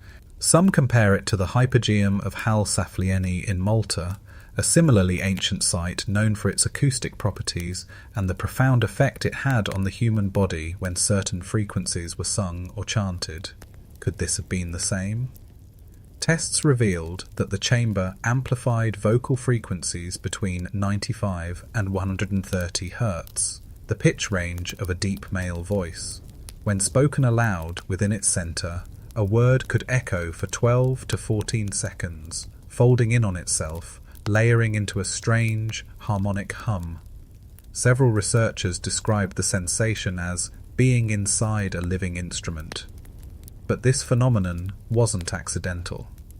Along the northern wall was a vertical shaft, just a palm width wide, carved with meticulous care, leading up through 12 meters of rock to a single air vent disguised on the surface. Wind passing through it on certain days produced low tones, a natural drone that aligned with the vault's resonance. And when the orb was struck during these moments, the chamber sang back. It sang. There are few phrases in modern archaeology that unsettle quite like this. The building was built to sing. Some propose it was a library of tones, not words but frequencies, passed down through oral tradition. Others believe it was a ritual chamber where initiates experience the collapse of individual identity into communal vibration, a place where language dissolved. And then there's the fringe theory that the Whispering Vault was a memory chamber, a kind of ancient hard drive, that the orb, the lines, the tones, they were data encoded in ways we no longer understand, like playing back a record without knowing what a phonograph is. One peculiar clue supports this: a stone tablet found resting just outside the chamber, engraved with a familiar spiral, but within the spiral were fingerprints, not carved, but pressed directly into the wet clay by at least 7 different people. No names, no titles, just prints circling inward as if to say, we were here, we listened, we remember. What could have compelled such effort, such preservation? Perhaps this was their ark, not of wood, but of sound. During the city's decline, as crops failed and ceremonies waned, the vault remained untouched, sealed perfectly, not looted, not defaced, not co-opted. Even as other shrines were stripped of icons and relics, the vault remained silent, revered. To this day, no duplicate has been found, no second chamber, no blueprint. It stands alone. And when modern musicians were permitted to perform controlled experiments inside, vocalists humming sustained tones, several reported emotional phenomena, sensations of floating, of deep sorrow, of ancestral presence. One researcher reportedly wept for 20 minutes without understanding why. Placebo, power of suggestion, or something deeper.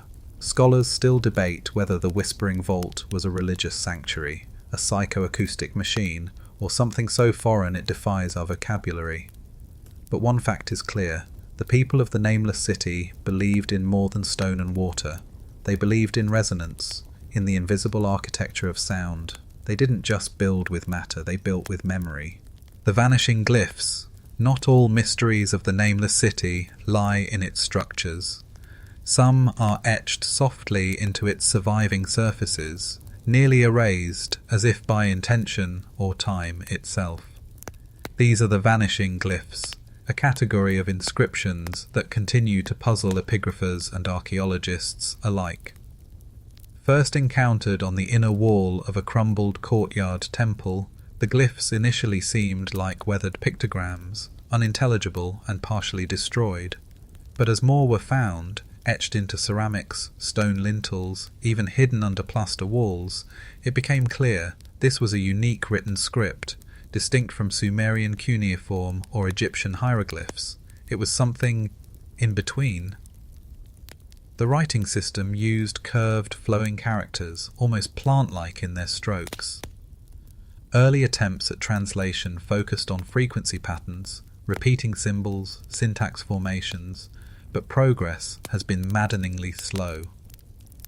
Why? Because the glyphs fade, not metaphorically, literally.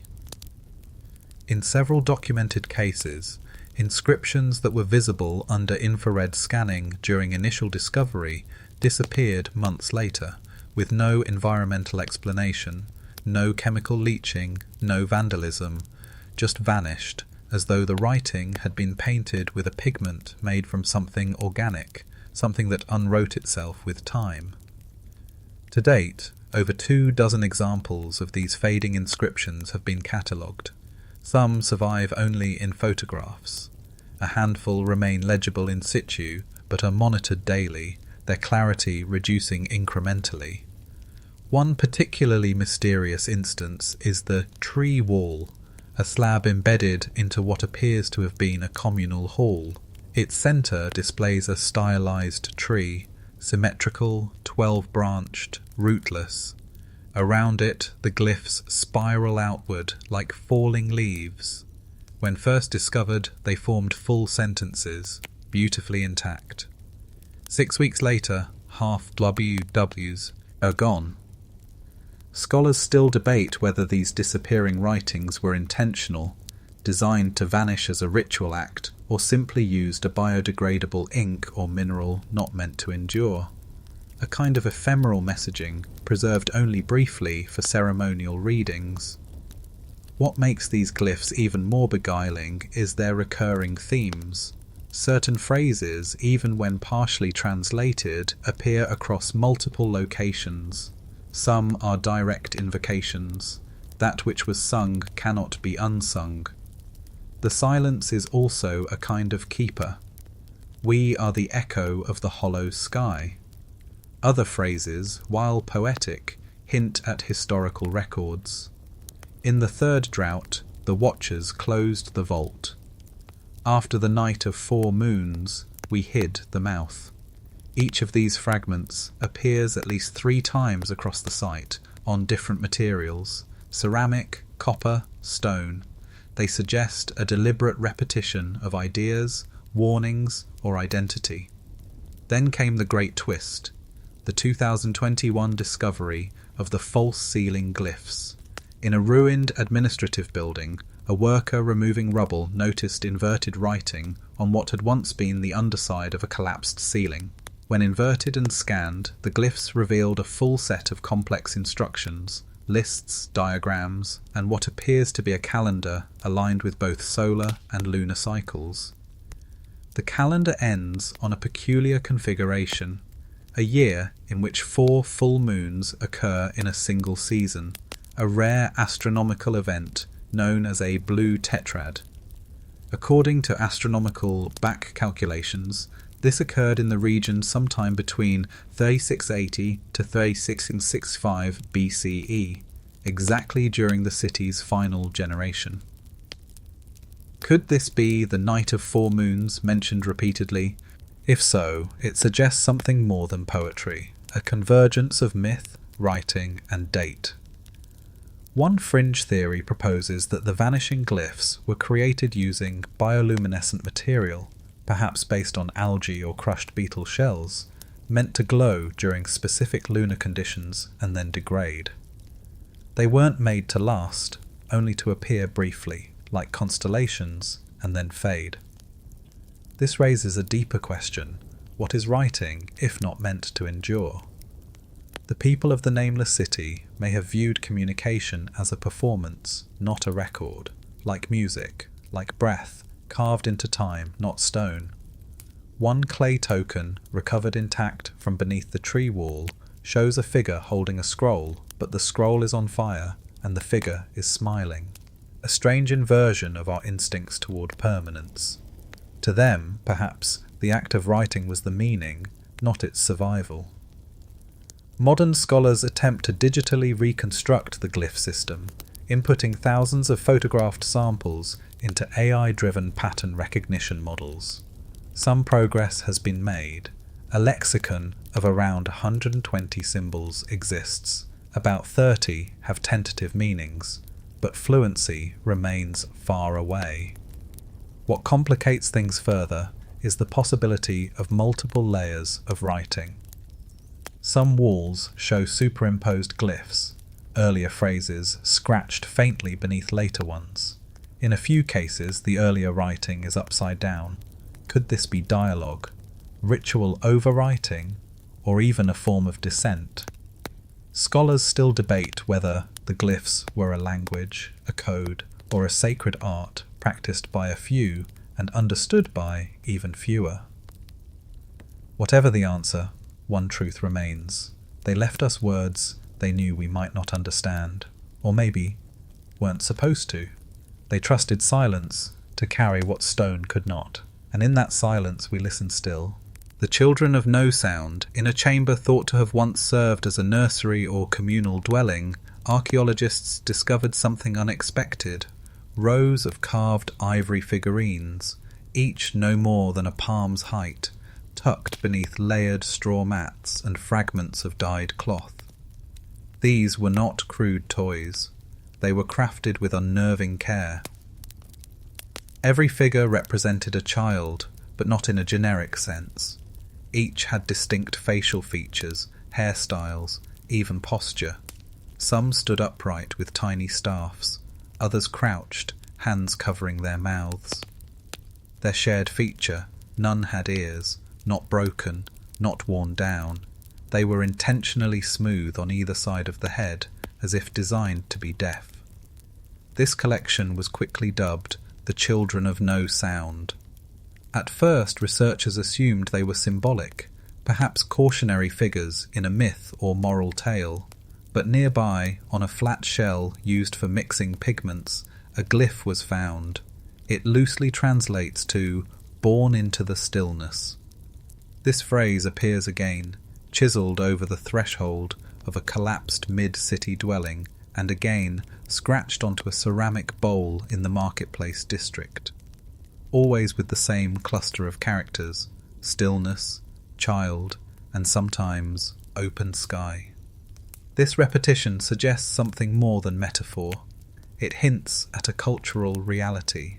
Scholars still debate whether the phrase referred to a specific population, children born deaf, or whether it meant children raised without verbal speech, perhaps in ritual silence.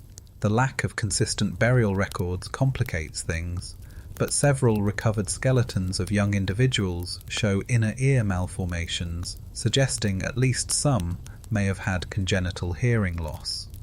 This leads to an extraordinary possibility. The Nameless City may have included or even revered a deaf subculture long before the concept of disability rights ever entered human LA. In New Age, one supporting detail stands out: the gesture murals.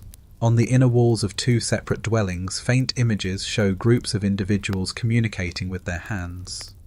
One mural shows two children facing each other, fingers lifted mid-motion.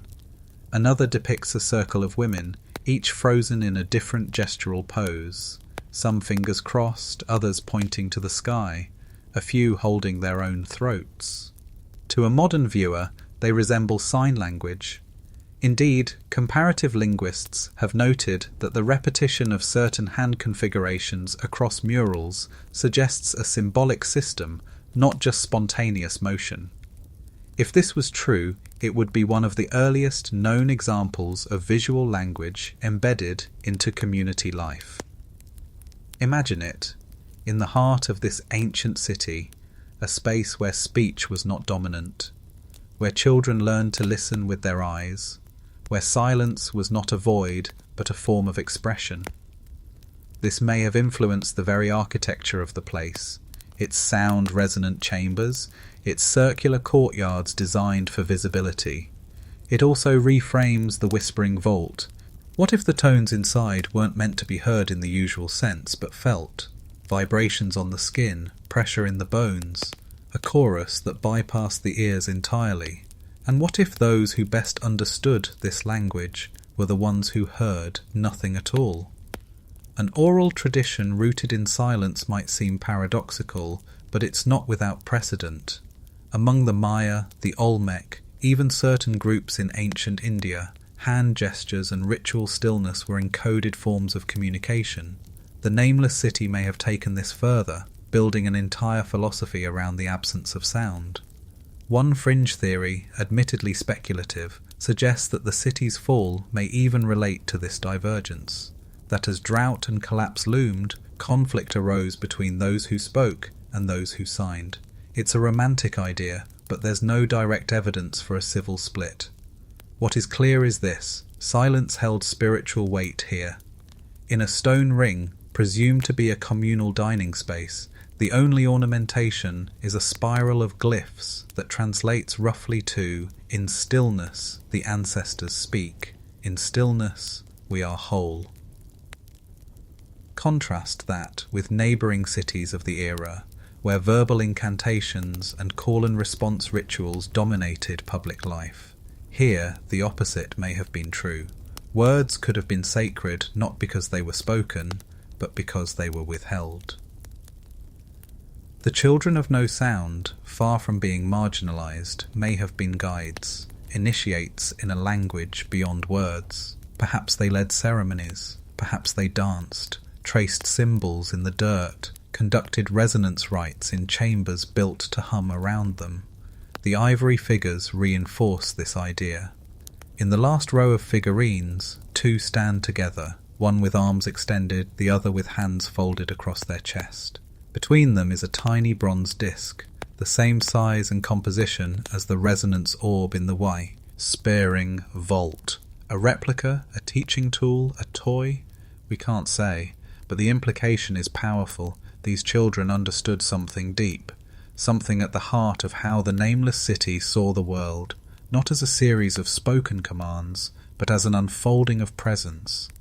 Scholars still debate whether the Children of No Sound were an elite class, a sacred order, or simply beloved members of a unique society that refused to define people by what they lacked. They left behind no texts, no loud proclamations, only figurines, spirals, gestures, echoes. But in the quiet rooms of their vanished city, we begin to sense their legacy. They taught the city how to listen without hearing, and in doing so, they may have built something greater than sound. The sky that watched them high above the stone dwellings and vanished murals, beyond the bone-dry riverbeds and now silent vaults, the people of the Nameless City turned their eyes upward, toward a sky they did not just observe, but revered, consulted, even feared. They were astronomers, yes, but not in the way modernity would recognize. Their astronomy was embodied, spiritual, cyclical. To them, the stars were not cold points of light. They were living messengers. Patterns of movement above were echoes of patterns below.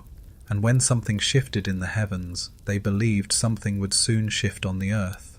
We know this not through texts, they left us none, but through the stone rings of Kantaras, a series of large circular alignments discovered in the desert bluff east of the city ruins. These rings, constructed from smooth basalt blocks hauled from quarries 60 kilometers away, are not random. They align precisely with solstices, equinoxes, and lunar standstills, and perhaps more intriguingly, with celestial events that occurred only once every few decades. The most famous of these is the four-moon alignment, a rare event that occurs when 4 full moons appear in a single season.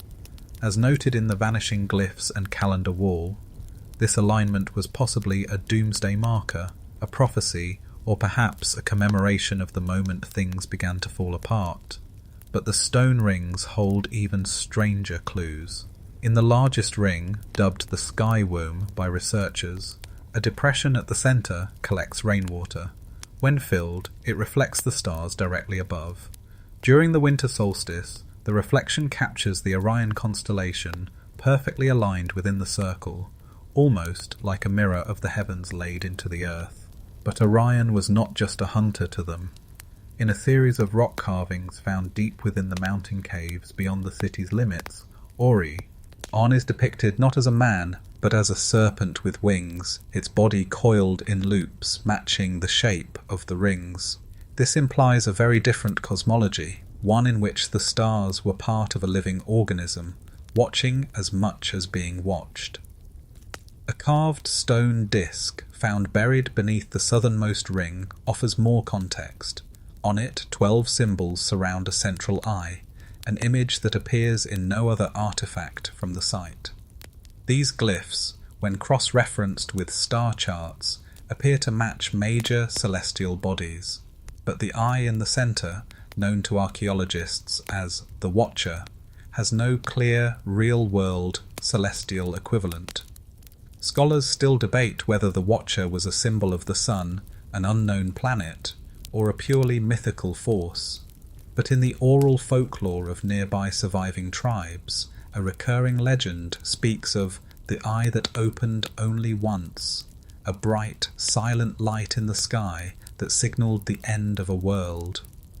Might this have been a comet, a supernova, or some cosmic event recorded in myth? In 2023, astronomers analysing the region's sediment layers found a thin band of iridium-rich dust, a rare material usually associated with meteoric impact.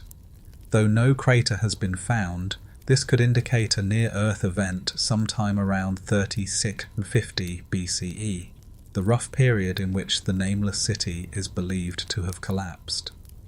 If true, it would mean the people of this city may have witnessed something terrifying in the sky. And they didn't just panic, they encoded it into stone, into ceremony, into architecture itself. One of the strangest structural anomalies in the entire site is the Star Well, a perfectly vertical shaft cut deep into bedrock, its walls smoothed by centuries of erosion. At the bottom lies a polished obsidian mirror, now shattered. The well aligns with the zenith point of the night sky during midsummer, when certain constellations pass directly overhead. No light reaches the bottom, no water fills it, so why was it built? One theory suggests it was used not to see stars, but to listen to them. Ancient resonant chambers connected to the shaft amplify subtle vibrations, possibly an attempt to capture stellar harmonics, or music of the spheres, a concept found in later Babylonian and Greek philosophies. Fringe theorists argue this could be a form of ancient SETI, a way of detecting signals from the cosmos. Mainstream scholars are more cautious, proposing ceremonial or symbolic uses instead. Still, the idea that they might have listened for the stars, as well as watched them, fits their broader cultural ethos. We are not the first to wonder if we are being watched by the sky. Another piece of this puzzle lies in a series of spiral carvings found atop the western cliffs overlooking the ruins. Each spiral is etched into stone and aligned toward different star clusters.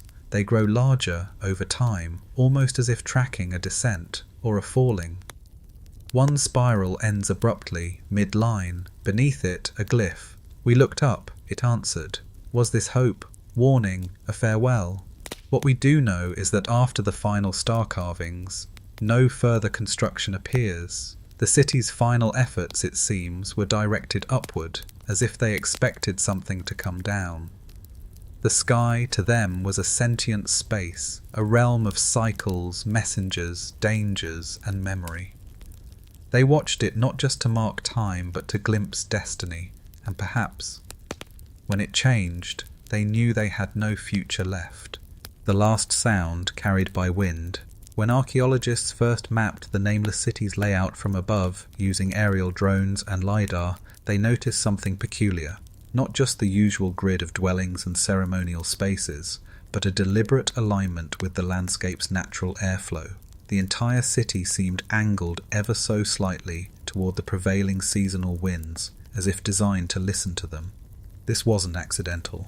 As more evidence surfaced, it became clear sound, or more accurately wind-borne sound, played a central role in the city's final days. Deep within a narrow canyon just outside the main ruins lies a structure known today as the Echo Gate. Two massive stone towers frame the entrance to the canyon, sculpted with hollow columns and fluted cavities like an ancient pipe organ. When strong gusts pass through, the air produces a low tonal hum, sometimes constant, sometimes pulsing like a breath. It's not decorative. At dawn and dusk during the spring solstice, the gate resonates at a specific pitch, just under 100 Hz, a deep vibration felt more than heard. In recordings made with modern instruments, it sounds almost like the low tone of a distant horn. Some visitors say it evokes both awe and sorrow, others simply feel the urge to weep.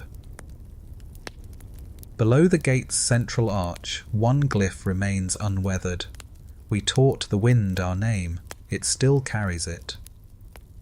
This is one of the few mentions of identity found anywhere on site.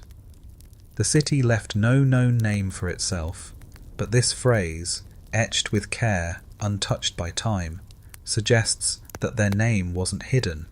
It was carried, maybe in sound, maybe in vibration. The theory of wind-carried memory grew stronger when archaeologists examined the layout of the Chamber of Threads, a long hall filled with stone poles and suspended reed fibres. When the wind flowed just right, the fibres would vibrate in tandem, erating a soft chorus of overtones. It's a haunting effect, almost like whispers or rustling voices. But the sound is not random.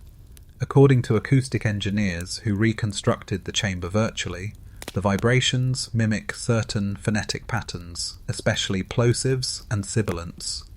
In simpler terms, the room may have been speaking, or more precisely, repeating something. Scholars still debate whether this was a form of passive communication, a wind-triggered recording of sacred incantations, or whether it was a sensory offering, a way to make prayer audible even when no one was present.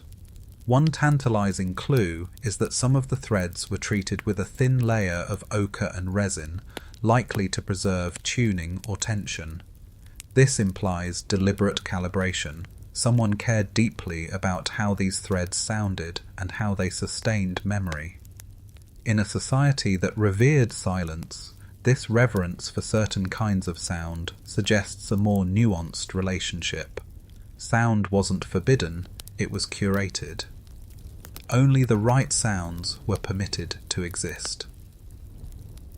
At the opposite end of the city, embedded into the side of a weathered stone bluff, sits another mystery, a cave chamber known as the Weeping Mouth. Inside, water once trickled from a high-ceiling fissure into a series of tuned stone basins, creating musical drips that echoed in harmony. Though the water is long gone, the stains remain, and the geometry of the cave still produces eerie tonal effects when wind passes through. The acoustics inside the Weeping Mouth are so precise that a whispered word at one end is audible with full clarity 50 meters away.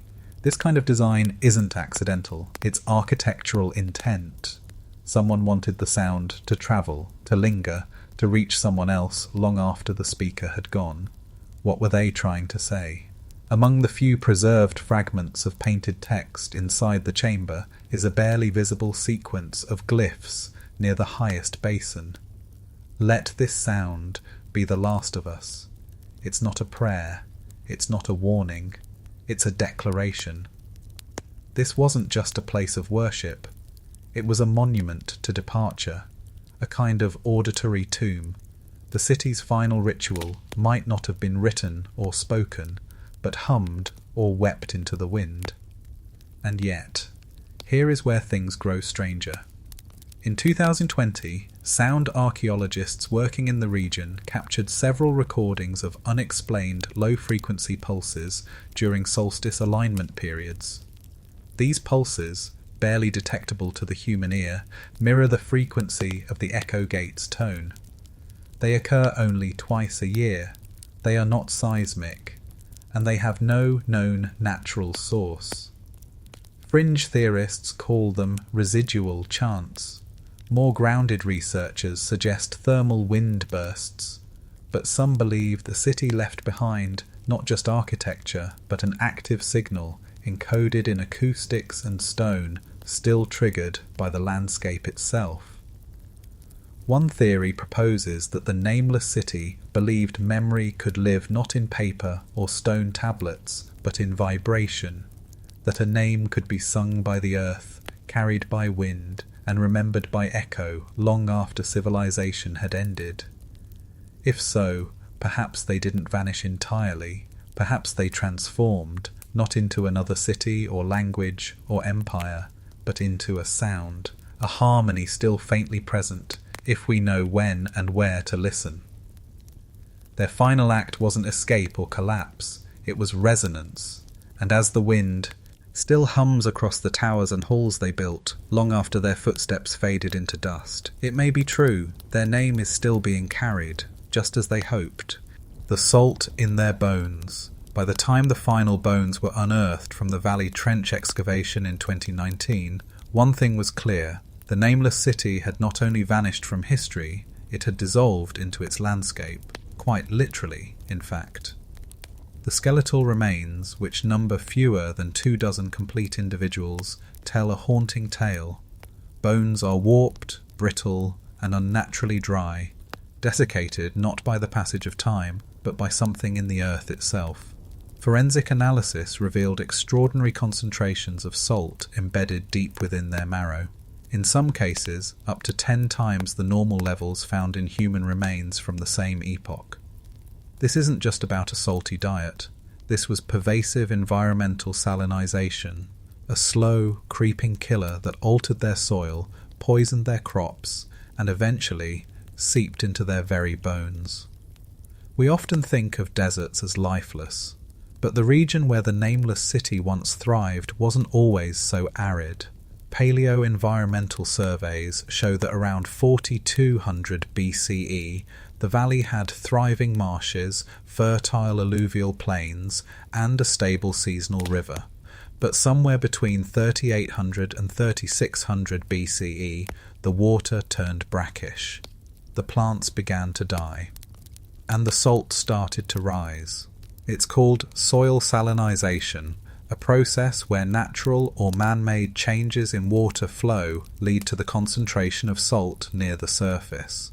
Once it begins, it's hard to reverse, and for ancient agricultural societies, it's catastrophic. Remnants of early irrigation channels, visible via satellite imaging, suggest the Nameless City had once tamed its waters with brilliance, but in doing so, they may have unknowingly doomed themselves. Diverting river flow altered groundwater levels, evaporation increased, salt crept upward, and the earth slowly turned white. The most vivid evidence of this comes from the White Garden, a rectangular courtyard known near the city's eastern edge, where the outlines of once lush planting beds are preserved under a crust of shimmering salt. The soil here contains unusually high levels of sodium carbonate, deadly to most vegetation. Scattered among the ruins are charred husks of plant roots, petrified in situ. And near the centre of the garden, a single gnarled tree stump, encased in calcified rings like a tree frozen mid-scream. But how did it get this bad? One possibility is climate change, specifically a prolonged mega-drought that swept the region between 3900 and 3600 BCE, part of what modern climatologists call the 4.2 kilo-year event. This same drought may have contributed to collapses across Mesopotamia and the Indus Valley. Here, it likely reduced river flow to a trickle, hastening evaporation and concentrating salts in the exposed sediment. The city's response, based on the archaeological layering, it seems they doubled down, digging deeper wells, expanding their canal network, and even building massive clay-lined reservoirs to trap what little water remained. But none of it worked. Scholars still debate whether this shift in infrastructure was born of hope or desperation. Some believe the nameless elite continued their rituals and water sacrifices even as their people starved. Others think the city's leaders tried genuinely to save everyone, but were overwhelmed by forces beyond their knowledge. There is one odd clue. Beneath the central ziggurat, archaeologists found a sealed vault containing dozens of ceramic vessels, each filled not with grain, oil, or incense, but salt water. Etched onto the lids are glyphs translated loosely as purify or cleanse. Were these attempts to symbolically remove the very thing killing them, or offerings to a god of drought? No definitive answer has emerged. Even the burial sites reflect this salty doom. Traditional graves, deep and stone-lined, gave way in the later layers to shallow pits filled with white clay and salt crystals. One body was found in a fetal position, arms wrapped around the torso, mouth slightly open. Soil analysis suggests the grave was originally soaked in brine. Whether for ritual preservation or out of necessity, no one knows. It wasn't just their food that withered. The final layers of pottery, the city's last artistic expression, feature a marked change in style. Earlier designs were vibrant, colourful, rich with symmetrical motifs. The later pieces are bleached, with harsh, jagged lines and abstract figures resembling sunbursts, cracked earth and wilting flora. One particularly evocative fragment shows a figure standing in a field of waves, arms outstretched, surrounded by spirals of descending dots. Some interpret it as a rain dance. Others think it's a plea for mercy. Either way, the art became increasingly abstract, as if language and shape began to fail them. The final blow may have come when the salt reached the cisterns, once their most sacred engineering marvels. The water turned undrinkable, the vessels cracked, and with no fresh springs and poisoned soil, the city could no longer feed or hydrate itself. Some may have fled, but most, it seems, did not. A small cluster of skeletons found at the city's heart, interlocked, arranged in circular repose, suggests a final rite, a gathering, a decision. They may have chosen to stay together as the end approached, to disappear as one. Salt does not just kill, it preserves, and in the ruins of the Nameless City it did both. It silenced their mouths and fossilized their memory. The map that shouldn't exist. In 1934, buried within a forgotten private collection in Istanbul, a faded leather scroll was unrolled, carefully, reverently, by a Turkish antiquities dealer. What it revealed would confound scholars for decades, a map inked in ochre and iron gall, displaying coastlines that shouldn't have been known for another 1,000 years. The scroll, now referred to as the Shiran fragment, showed an inland valley surrounded by 3 mountain ridges, all converging at a bend in what appeared to be an ancient river. More shocking still, the central landmark was marked with an unfamiliar glyph, 3 concentric spirals and a single vertical stroke, identical to the symbol found etched on the standing stones at the Nameless City. Could this be a map to a forgotten civilization? The Shiran fragment is not a hoax. Its materials, tested extensively, date it to between 1200 and 1000 BCE, making it at least 2,000 years younger than the Nameless City itself. So the mystery is twofold. Who made this map, and how did they know about a city already long vanished? Let's back up. The topography on the map matches, with uncanny accuracy, a dry valley in what is now western Iran. This region, today remote and largely uninhabited, corresponds with the ruins rediscovered in the early 2000s, what we now believe to be the Nameless City. The map even includes markers for burnt wells, white gardens, and the Echo Place, terms now eerily close to the archaeological site's actual discoveries. This suggests that someone knew the city still existed, perhaps not as a living place, but as a sacred ruin, a site passed down in oral traditions, or even visited by wandering mystics or early traders. One prevailing theory among linguists is that the map was created by the Guti, a semi-nomadic group that roamed the Zagros Mountains long after the fall of the Sumerians. The Gut were considered barbarians by Mesopotamian scribes, but they had a rich oral culture and deep knowledge of the land, and it's here that the puzzle deepens. A Sumerian tablet, dated to the reign of Ur-Nammu, circa 2100 BCE, mentions a land of the salt bones located far to the east, beyond the stone mouths that weep.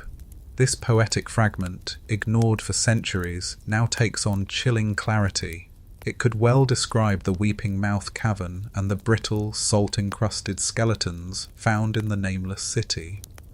Could the Guti have inherited knowledge of this city from older survivors, or were they the descendants of those who fled?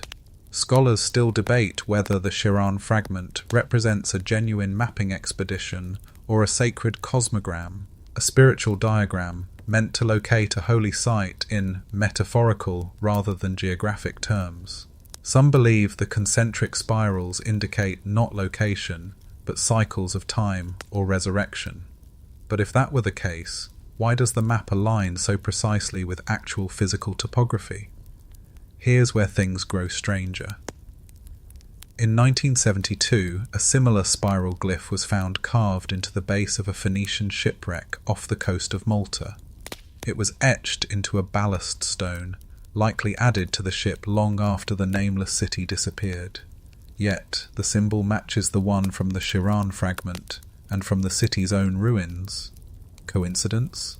Or had fragments of the Nameless City's culture somehow trickled westward, diffused across time and trade, leaving faint fingerprints in unlikely places? There's a provocative idea among comparative archaeologists that the Nameless City's final survivors scattered, not as refugees but as missionaries of silence, that they carried their philosophy, the reverence of stillness, the worship of geometry, the language of wind, to faraway lands, influencing later secretive sects and fringe cults across the ancient world. One obscure text from Hellenistic Alexandria speaks of a whispering priesthood from the east, who used no names and spoke only when the wind blew. It's easy to dismiss this as allegory, but then again, so was Troy once, and so was the Nameless City. The Shiran fragment continues to baffle experts. It has no known creator, no direct lineage, no companion documents. It stands alone, an orphaned map pointing to a ghost. And yet, it leads us with frightening precision to a place long buried under centuries of silence and salt. That alone suggests the Nameless City was not entirely forgotten. Someone remembered, and someone, for reasons we may never fully grasp, tried to preserve its location, not through conquest or empire, but through symbol, through geometry, through a map that, against all odds, survived. Perhaps because the Nameless City was never meant to stay hidden forever. Perhaps someone, long ago, knew we'd eventually need to find it. Echoes in forgotten tongues, language is one of the first things a civilization leaves behind, and one of the last we understand. For the Nameless City, the puzzle of its lost language is perhaps the most maddening mystery of all. Scattered throughout the site are over 700 inscribed artifacts, tablets, stone panels, painted pottery, even shell jewellery etched with glyphs. These markings resemble neither cuneiform nor early Semitic script. They are unique, angular and looping at once, composed of spiral strokes, stacked arcs and intersecting lines. No clear grammar, no repeated syntax. It is, in every sense, a language without a Rosetta Stone. And yet, it clearly meant something.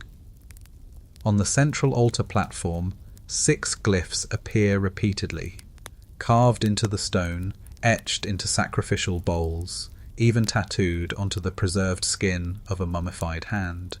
3 of these symbols closely resemble patterns later found in Harappan seal inscriptions, suggesting some ancient cultural thread, however thin, between this isolated city and greater civilizations to the east. Scholars have tried everything: mathematical modelling, symbol frequency analysis, even AI pattern recognition. The results are inconclusive. The language doesn't follow typical linguistic patterns. There are no clear nouns, no numerals, no verbs in the traditional sense. Some believe it's not a language at all, but a system of sacred ideograms, each glyph representing entire concepts, emotions, or cosmic forces, not words. In this model, the script isn't read, it's experienced, like music or dance. One researcher even dubbed it semantic geometry. But here's the strange part. In a remote mountain cave 150 miles east of the Nameless City, archaeologists uncovered a series of wall carvings, dozens of them, nearly identical in structure to the city's glyphs. The site dates to almost 1,000 years later. No ciel tiras. Ear evidence connects it to the city, except for one chilling detail. Etched next to the wall symbols in faded red pigment is the image of a spiral masked figure standing above a curved temple. Around it, stick figures kneel, their arms raised. Above them, a line of glyphs, familiar ones, are scrawled in uneven hands, as if someone remembered. Who carved these, and why? Scholars still debate whether these mountain inscriptions were created by descendants of survivors, or by a separate cult that had encountered the ruins of the Nameless City and made its forgotten tongue their own liturgy. Either way, the glyphs endured. Another oddity. In several Near Eastern necropolises, dating from roughly 3000–2500 BCE, small amulets have been found. Flat stones, no more than an inch wide, inscribed with single characters from the Nameless script. Some were discovered in children's graves, others in the tombs of high priests. These stones appear far outside the geographic range of the city's influence. How did they get there? Theories abound. Trade, pilgrims, relics. Some believe these glyphs held protective or prophetic power, an ancient precursor to talismans. Others think they were fragments of a dying religion, carried by a remnant priesthood who wandered mute through foreign lands, sharing nothing but signs. In 2007, a linguist named Dr. Halavi proposed a radical theory that the glyphs of the Nameless City weren't meant to be read in space, but in time, like a musical composition. When plotted on a circular sequence, the symbols form repeating cycles, crescents, and turns. She compared them to a kind of clockwork prophecy, or even a calendar. If true, this would make the script one of the earliest known cyclical writing systems, far more advanced than the linear systems of Mesopotamia or Egypt at the time. But, as with so much of the Nameless City, proof remains elusive. One final mystery lingers. In 2020, deep within a sealed chamber beneath the ziggurat's base, researchers found a clay cylinder wrapped in a reed mat. Inside, a long scroll of flattened gold leaf etched with rows of minuscule glyphs, each no larger than a grain of rice. The scroll cannot be unrolled without destroying it. X-ray scans show that the script continues for over 2 meters. A single continuous message, perhaps a prayer, or a final record, or, as some believe, a message for the future. It remains unread. But maybe it's not meant to be. Maybe the language of the Nameless City wasn't about information, it was about intention, about the resonance between symbol and soul, about leaving behind something beautiful, incomprehensible, and immortal, like birdsong across a forgotten canyon, like an echo from a voice we've never heard, but somehow miss, the city that knew it would die. By now, the picture emerging from the ruins of the Nameless City is not one of sudden abandonment or panicked exodus. Quite the opposite. It appears that the city prepared itself for death. Let's begin with the structure archaeologists call the Veiled Chamber, a subterranean hall beneath the temple precinct discovered in 2016. Inside, arranged in concentric circles, lay over 300 clay urns, each sealed with wax and etched with a spiral glyph. They contained no ashes, no bones.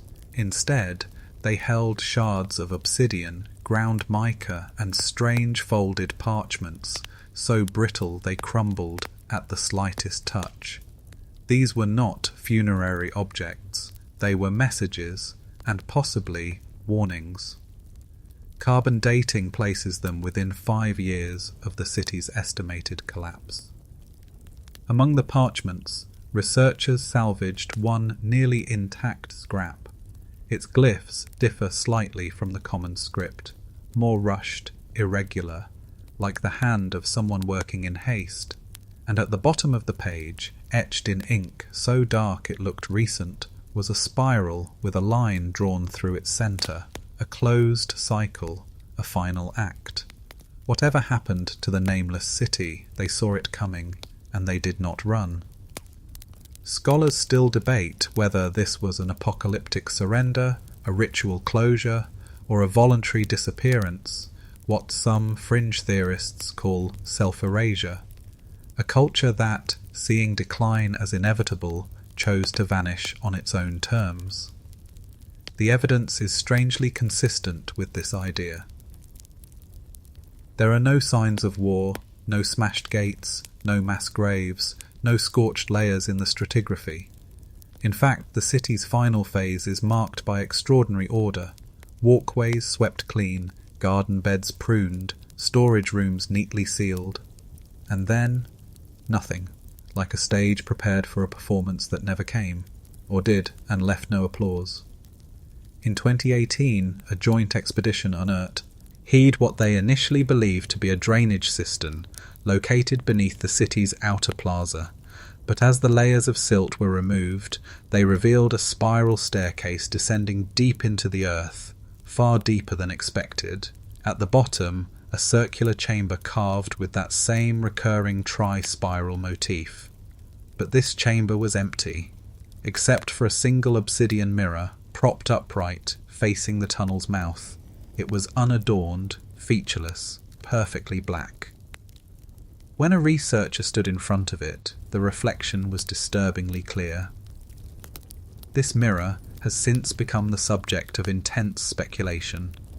Was it ceremonial, a tool for meditation, or, as some claim, a ritual object designed to reflect the final moment, one last look before vanishing?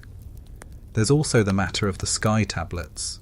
High atop the ziggurat, archaeologists found a small stone bench and a ring of tablets, all oriented to the solstices and equinoxes. The glyphs here differ markedly from the rest of the city. They're simpler, more symbolic, more celestial. Some scholars believe these were created during the city's final days as a form of farewell, a quiet observation of the sky, a goodbye.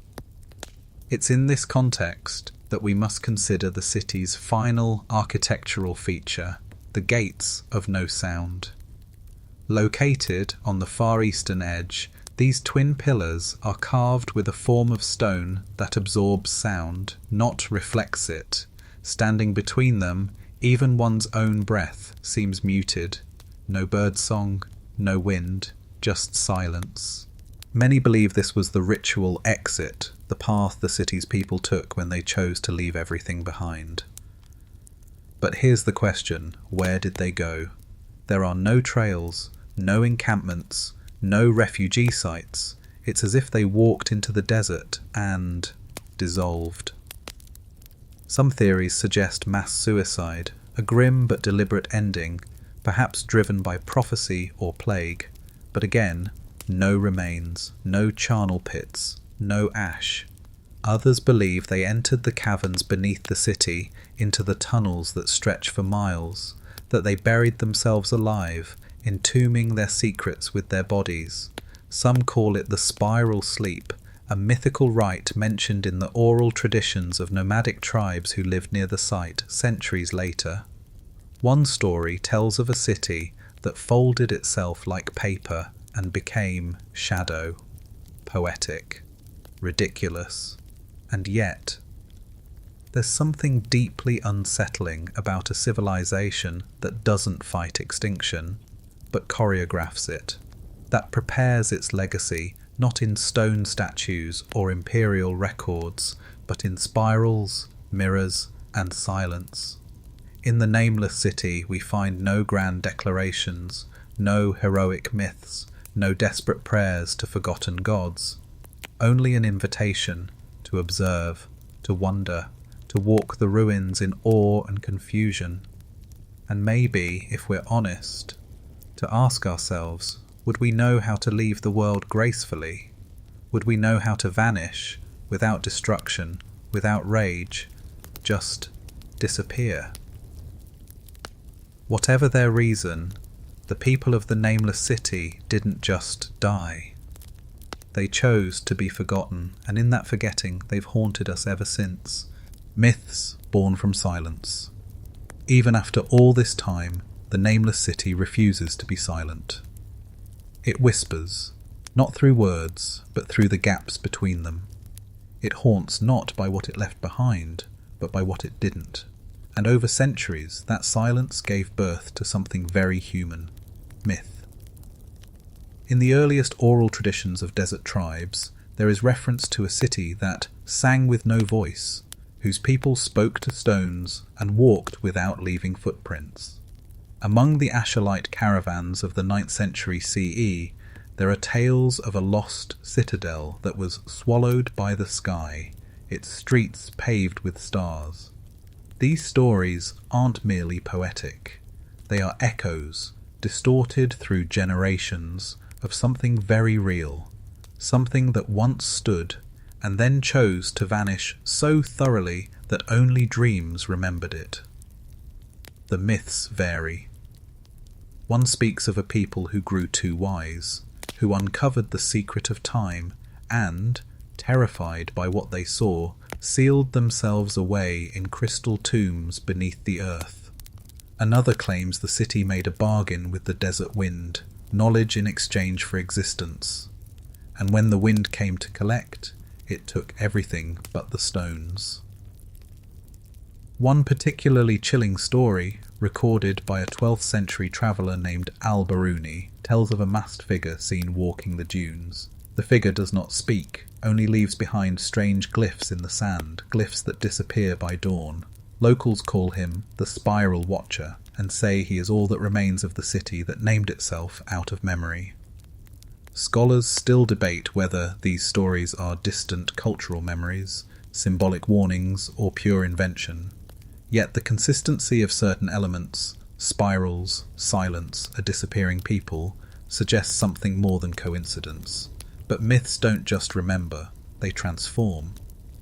In the 14th century, a fringe sect in Anatolia claimed that the Nameless City was not abandoned, but ascended, that its people achieved such spiritual purity they left behind the material world entirely. Their temples became stardust, their glyphs, the patterns in dreams, they left no footprints because they walked into the sky.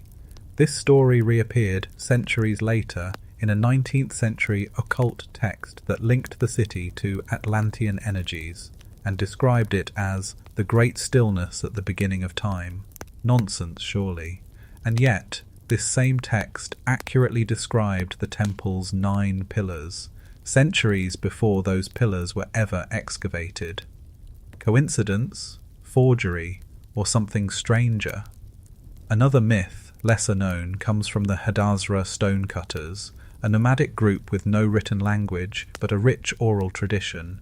They speak of a city that spoke in circles, whose people would place mirrors beneath the full moon to see the thoughts of the dead. Their story ends with a simple line: when they could see too much, they closed their eyes, all of them. There's beauty in these stories, however strange. In their distortions we see what happens when truth decays into poetry, when fact becomes canvas and silence becomes ink. And sometimes it's in these imagined retellings that we glimpse something the archaeology never could. Perhaps the city did not vanish because of war or drought or divine punishment. Perhaps it vanished because it chose mystery over memory. In doing so, it became immortal. Because here's the thing, the Nameless City may have erased its own history, but it left behind a hunger, a gnawing question that refuses to be satisfied, a void that compels us to fill it again and again with stories, speculations, fictions. And those stories, in turn, become part of its legacy, a legacy made not of empires or conquest, but of the impossible, the ungraspable, the vanished. A city more alive in myth than it ever was in stone. It's worth noting that even today, modern tourists who visit the ruins, though few make it that far, often return with a strange sense of calm. Some describe vivid dreams in the nights that follow. Others feel a deep sadness. One woman wrote that she felt like she had returned to somewhere I'd never been. The place gets under your skin, and perhaps that too is part of the design. A kind of haunting, not of fear, but of fascination. Because when a civilization chooses to end its own story, and does so with such elegance, such quiet finality, it becomes something more than history. It becomes legend, and legends don't die, they wait. The spiral remains. The Nameless City has no written history, no preserved scrolls, no royal edicts. It left behind no statues of its rulers, no grand epics of war, no victory walls etched with conquest. All that remains are the stones, mysterious, deliberate, and silent. And one shape above all, the spiral. It curls across nearly every major structure uncovered, from the temple floor mosaics to the obsidian mirror in the descent chamber. It's painted on pottery, carved into lintels, etched into bone tools, even folded into burial urns. Its meaning remains uncertain. Scholars still debate whether it was a religious icon, a mathematical motif, or a symbolic map of life and death. Some compare it to the golden ratio, a nod to natural harmony. Others say it represents something more profound, a process of return. The spiral, after all, doesn't simply end, it turns inward. It suggests a cycle, yes, but also a vanishing point, a path walked not outward into expansion, but inward toward erasure. And that idea that the city slowly folded in upon itself like a snake consuming its own tail is both chilling and oddly beautiful. In many ways, the spiral has become the city's unofficial emblem. Modern historians sketch it in notebooks, tourists wear it on bracelets, fringe mystics tattoo it onto their skin, but perhaps none of us fully understand what it meant to the people who carved it in such obsessive frequency. It wasn't decoration, it was message, one that wasn't meant for others, but for themselves, a symbol of purpose, of closure. By now, you may wonder, will we ever know the truth? Will there come a moment, a glyph deciphered, a scroll uncovered, a chamber opened, that reveals why the city vanished? Perhaps. And yet, to some archaeologists, that feels almost inappropriate.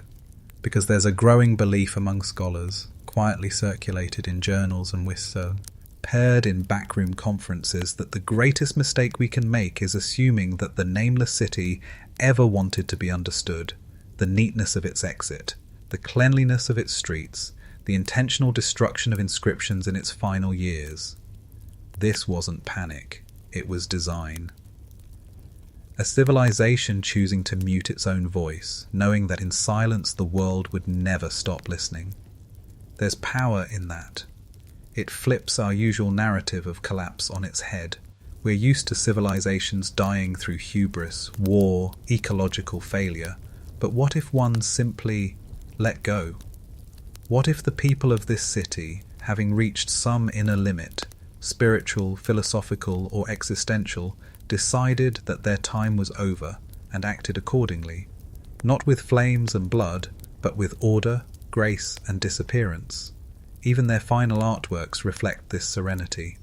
In 2021, a team excavating beneath the southern wall discovered a hidden gallery, a chamber barely large enough for two people, its walls painted in muted ochre and black. No gods, no glyphs, just a simple mural, a figure walking into a spiral. No name, no face, just a gesture of quiet departure. There's something profoundly human in all of this, because despite all our advancements, our telescopes, our AI, our rovers on Mars, we are still creatures of mystery. We are drawn to gaps, to echoes, to places where meaning seems just out of reach. The Nameless City stands as a mirror, not of who we are, but of who we might one day be, tired, enlightened, overwhelmed, and ready to leave. We build pyramids for eternity, but maybe there's something braver in choosing impermanence, to exist for a while, to flourish, to matter, and then, without bitterness or fear, to let yourself be forgotten. Maybe that's what the spiral really means, not death, not despair, but the courage to walk into the unknown and keep walking, because the spiral never ends, it just fades slowly into the sand. Conclusion: the Nameless City did not crumble. It chose silence over survival, mystery over memory, and in doing so it became timeless. We may never uncover its true name or final thoughts, but perhaps that's the point. Some stories are meant to end without explanation, left open, like the sky above those desert ruins. What remains is not a warning nor a tragedy, but a whisper that even in disappearance there is grace, and that sometimes the most powerful legacy is the choice to leave none at all,